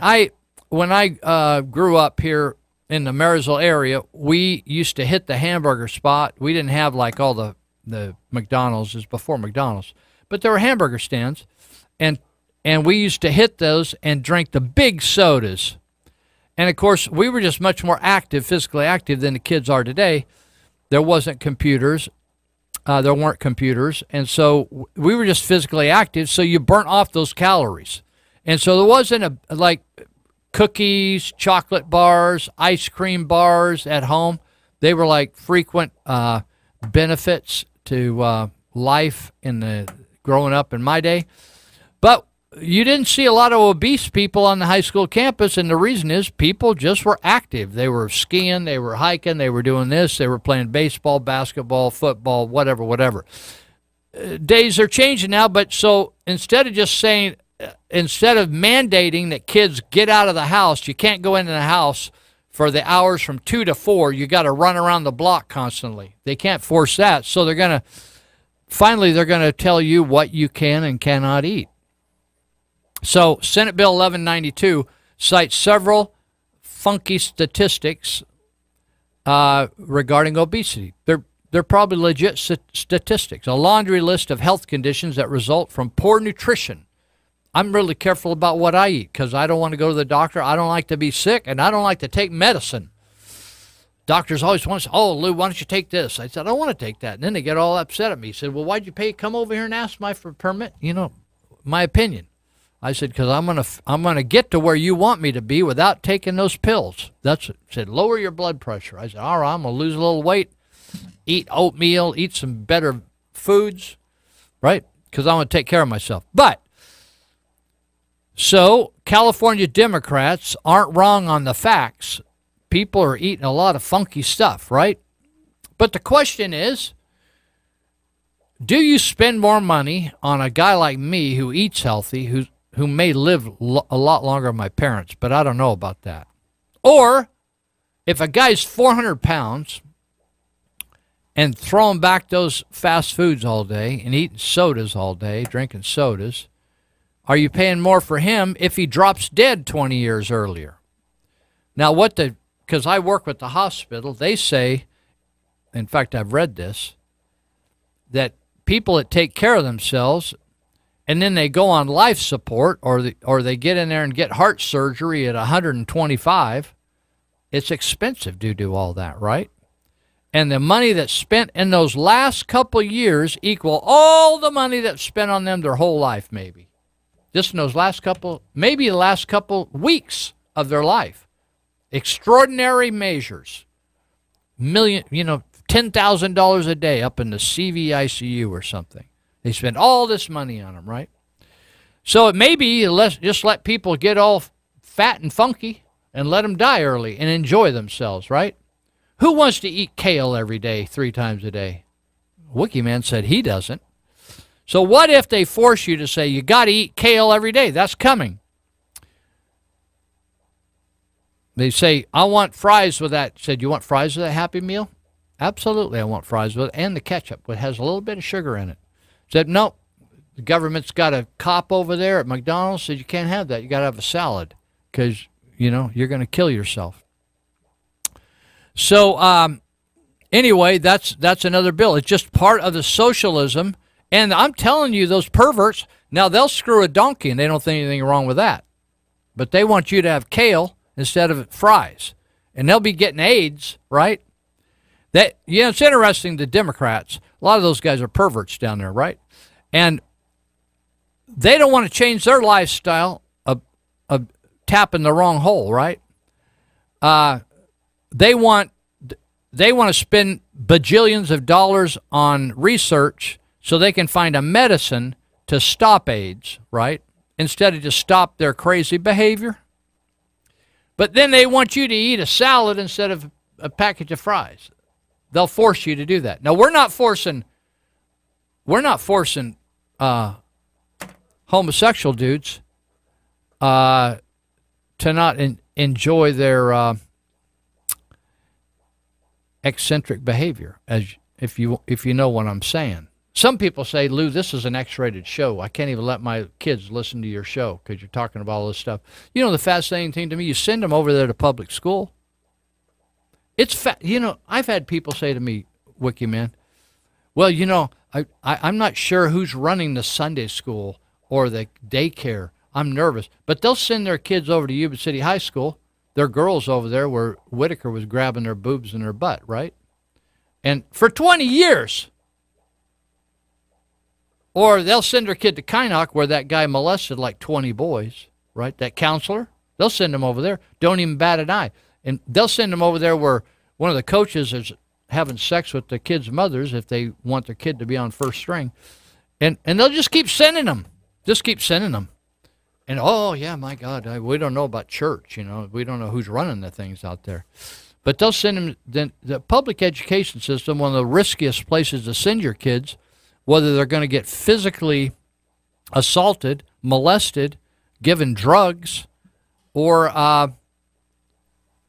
and then taught about a bullying of Osama or Adolf, or go to school and have transsexual story hour and teach about how that was a guy, but now he's a gal, but he's kind of guy-gal, and he's all dressed up like a gal. Or being taught that homosexuality and heterosexuality, no big difference. It's just some people came out differently. And honestly, man, it's the public school system's the riskiest place you can send a kid. But now these guys,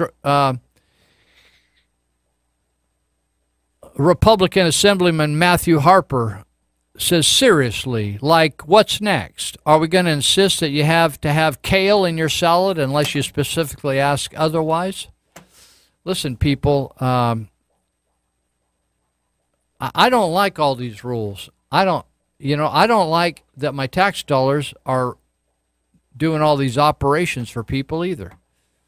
But that's the government we have. Instead of people taking care of their own personal business, the government takes your tax dollars and pays for other people's needs.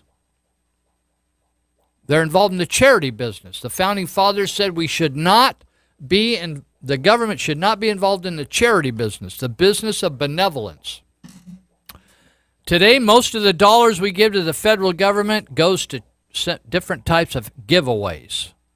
People that don't want to feed their own baby, don't want to feed themselves on their own, don't want to help in education. By the way, the state of California is welcoming with open borders people from other countries who are low skilled. They've never been to school. They cannot speak English. And you and I are paying billions of dollars. You're wondering why your roads are screwed up? Billions of dollars are being paid for illegal aliens to come into this country. By the way, come into this state. Did you know that, do you tweet? Do you have Twitter? You don't do that. I don't. I never got onto it either. I guess if you tweet and use the term illegal alien, they'll flag you, right? So what I read or heard on the radio where an alternative where it might last for a while where you can communicate the same thing as illegal alien is just do an undocumented Democrat. That you can get by. You can get by. Just thought I'd throw that in. I'm not going to charge for that. Let's see. All right. So, okay. Did I tell you? Oh, we got 2 minutes. I don't know. Like 1 minute. He says he's negotiating now. Okay, I'll do this afterwards. Did you know? I'm just going to leave you with this thought. This is a headline. 50.7 million children now detained in Trump's facilities. We'll tell you the rest of the story when we come back. Just a minute.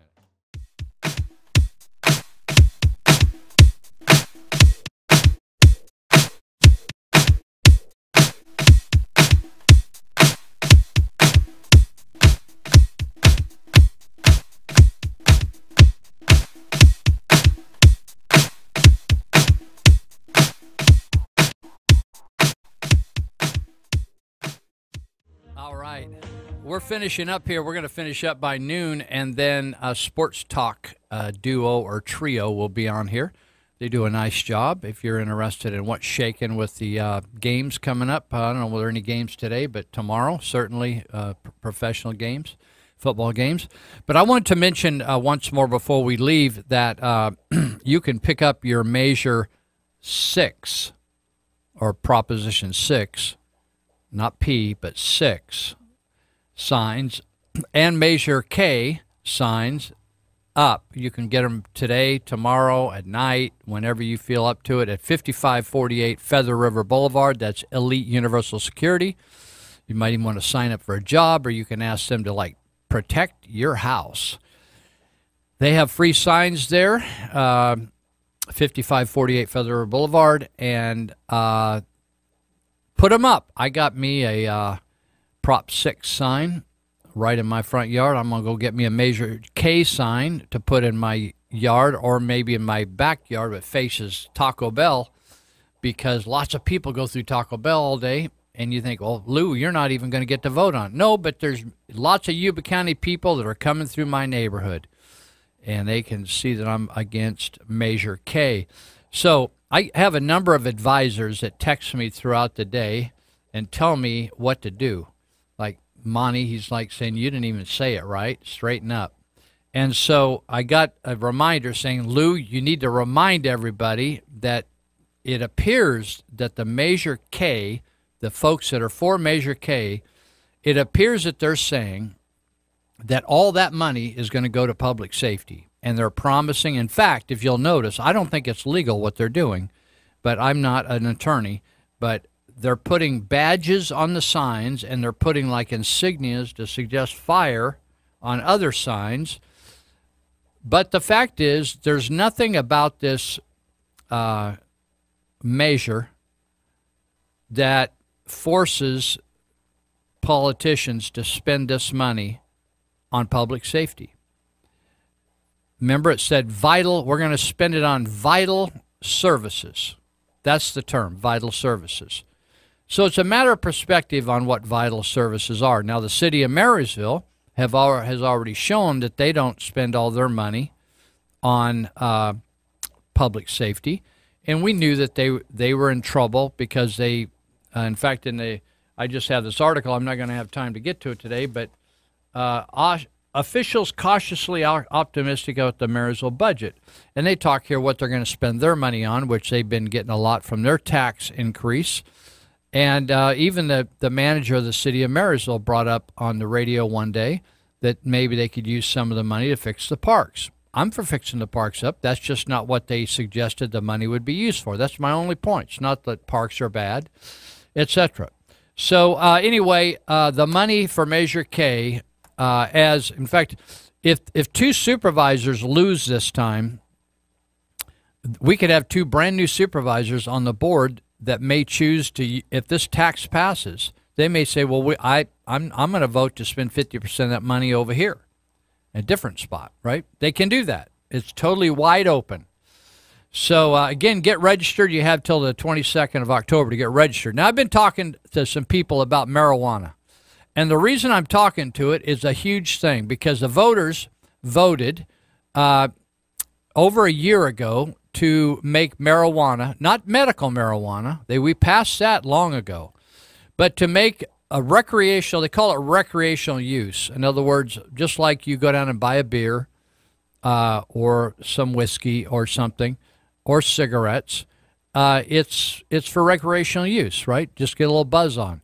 So now it's legal to smoke marijuana if you're 21 or older in California.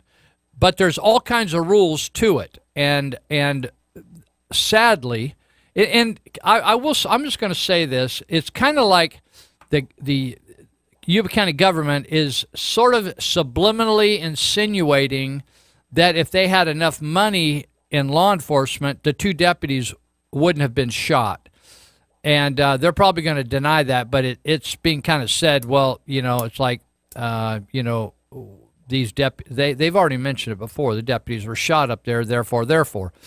The fact is that the reason the deputies were shot is because the supervisors and the county council of the county of Yuba never could get their ordinance straight to block and provide teeth to go out and block people from these major grows of marijuana. And then when we said, listen, because other counties had done it, why don't you go out and get an emergency, announce a state of emergency, and get the National Guard and other departments in the state of California in here to help us. And the supervisors dragged their feet. That's just the fact they did. They finally did it, but after dragging their feet. So the only ones to blame, if you want to point blame anywhere, government created this problem, right? They created this situation where the ordinance was not effective. It was very difficult to enforce. And so it created a situation of danger for law enforcement and an impossibility to get a handle on a runaway cartel growing marijuana situation. So, but here's the people that got hurt in the whole thing. People that are sick, or like I have a friend that used to work for Yuba City Fire, and she got hurt and broke her neck, and she also has a disease, and so she had to retire. And she told me, she had to sit down with me, and she tried to write a new ordinance and put it on the ballot. It got defeated, but she wrote an ordinance, and she said, Lou, I smoke I use marijuana because it's the only, I don't want to take all these drugs, and it's the only way I can get some relief and sleep, etc. So, but there are a number of people that need it for medical uses, and there are other people that just prefer that to getting, in fact, I did. I used to drink alcohol. My dad drank a lot of alcohol. I drank alcohol, and when I first ran onto marijuana, I quit drinking alcohol. I didn't like alcohol. I preferred marijuana. So I get it that people want to smoke marijuana, and a guy told me yesterday, I was driving down the road, we were talking about it. He's a user and advocate of better ordinances for people that just want to have a private stash of marijuana, 6 plants or whatever. He said, Lou, because I was telling him that the marijuana I grew didn't smell noxious. And so anyway, we were talking about it. I don't want to get off in the weeds on this. I need to wrap this up. So anyway, in the ordinance for the state of California, you can have 6 plants indoor, or you could have 6 plants outdoor. But cities and counties can also have additional ordinances to prevent outdoor grows. And so in the city of Marysville, you can't have any outdoor. In fact, my neighbor across the street had just open growing of marijuana, and the police said, hey, you can't do that. Get it out of there.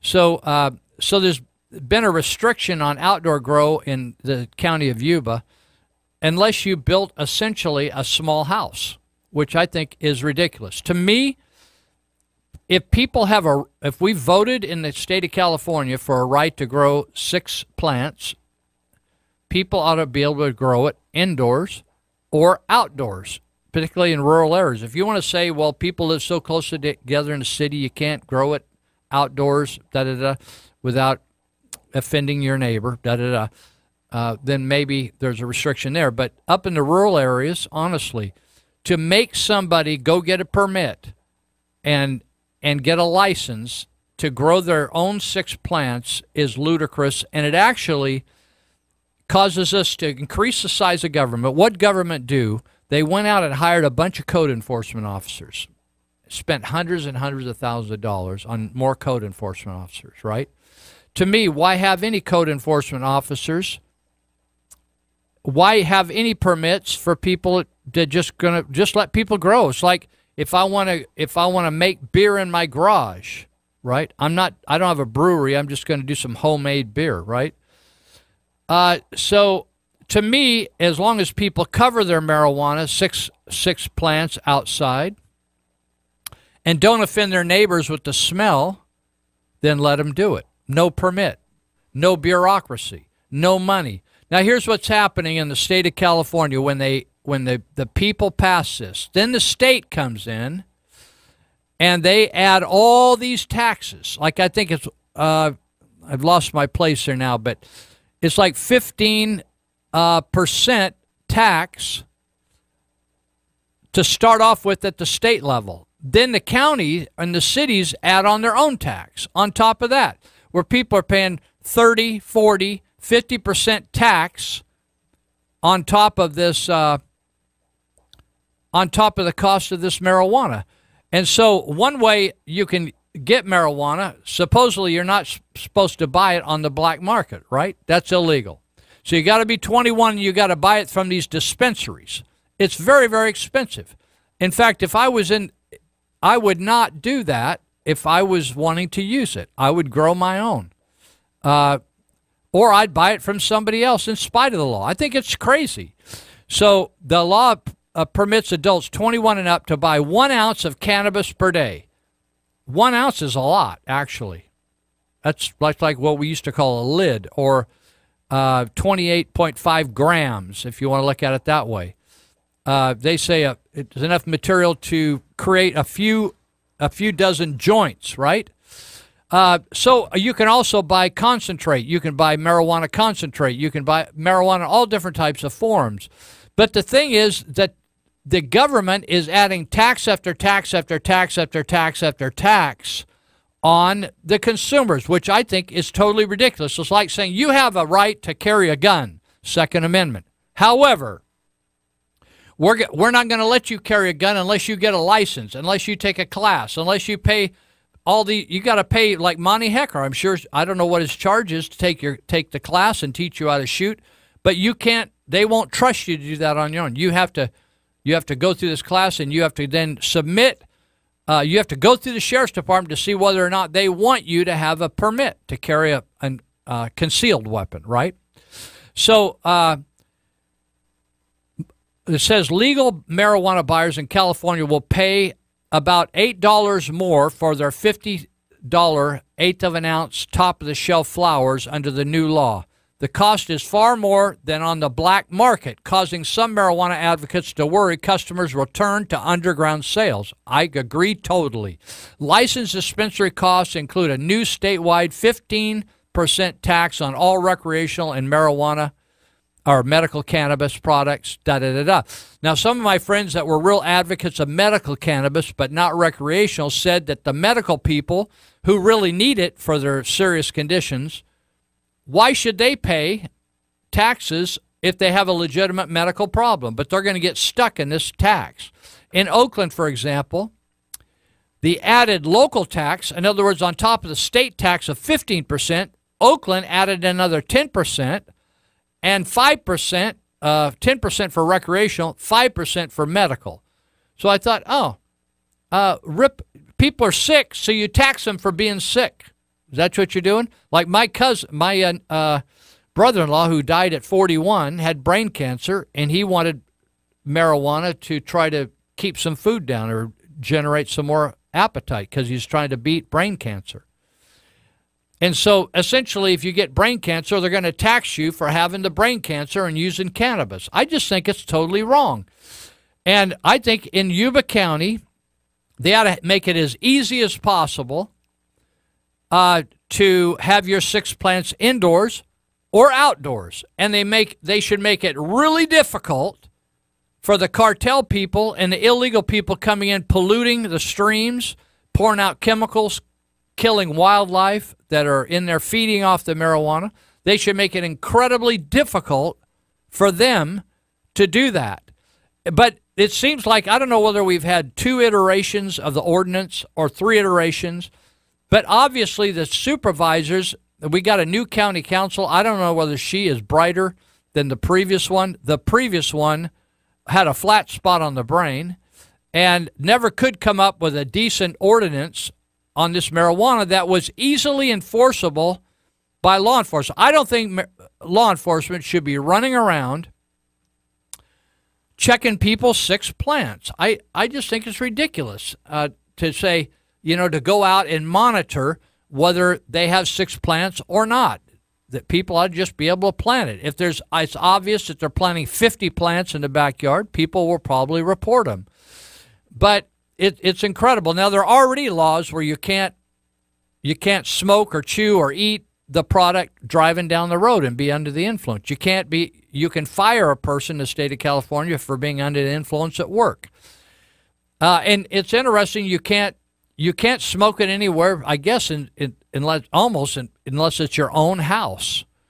But I think the ordinance that we have in Yuba County is still a screwed up ordinance. And now we're going to have, it looks like, 2 dispensaries, one under construction. So Marysville is all excited. The city of Marysville is all excited. We're going to tax this cannabis. But I just think it's ridiculous. It's like they do with cigarettes, and I don't know how much money is being taxed on top of alcohol, but it's the same thing. They just, if you want a day alcohol license for a nonprofit. We used to get one for trauma intervention when we had a fundraiser, and the firefighters said, hey, we'll do a beer and wine bar at the fundraiser to raise more money because people attending the fundraisers wanted to have a beer with their dinner, their tri-tip. You had to go through a big rigmarole at the state of California, file it within a certain period of time, pay $25, and then wait for your deal and have it posted down there, all just because of the privilege. Why don't they just let us, if your people are 21, it's like just let us have beer and wine. Why they micromanaging? It's the same way with this.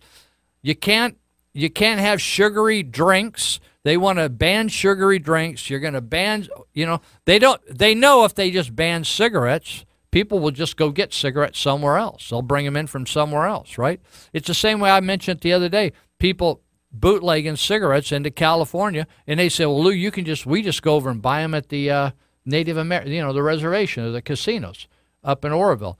So to me, the supervisors still in the county of Yuba have not got this ordinance right. And to me, it's a shame that the people have voted to be able to grow a few plants and to be forced. The state of California is now forcing most people, making it very difficult to grow. You can't smoke here. You can't smoke there. You got to go buy it all through these dispensaries, and then they just tax the hell out of them. I think it's a total ripoff, and I think people should rebel against it. It's ridiculous, and it's just more and more state managing and taxing every move we make, and I think taxing it is ridiculous. Oh, we got to monitor it. We got to manage it. We got to oversee it. We got to do this. We got to make sure that they're not cheating, that there's a proper amount of THC in this marijuana, and they're not mislabeling it. I said, why don't you just let people go in and make a bad deal and then decide not to do business with them anymore? Or spread the word. That dispensary over there, the marijuana isn't worth crap, right? Instead of hassling all your people. So, okay, we're landing the plane. Listen, this county and this state is not going to get any better unless you do something about it. And that means starting by voting and telling your people, if you don't like the supervisor, John Missler is back on the ballot as a write-in candidate in the 5th District. You think, oh, write-in ballot is not going to work. Yeah, it will work if you actually write his name in and vote for him. It could work. So if you want a different supervisor, so far the supervisor we got up there in the 5th District is pro-tax. His campaign manager is pro-tax. The same campaign manager is running Major K, which is going to tax you more. We got the poorest, one of the poorest top. It's either out of 58 counties, it's in the top 3 poorest counties in the state, and we're just going to tax the hell out of people. And we're going to tax their marijuana and harass them for growing 6 plants of marijuana. To me, it's shameful. So go get a sign. Proposition 6. Remember, not Proposition P. I got to stand on my head to read it that way. Or Measure K. Get signs, put them up, talk to your neighbors, get people registered by October 22nd. All right, we'll see you next week.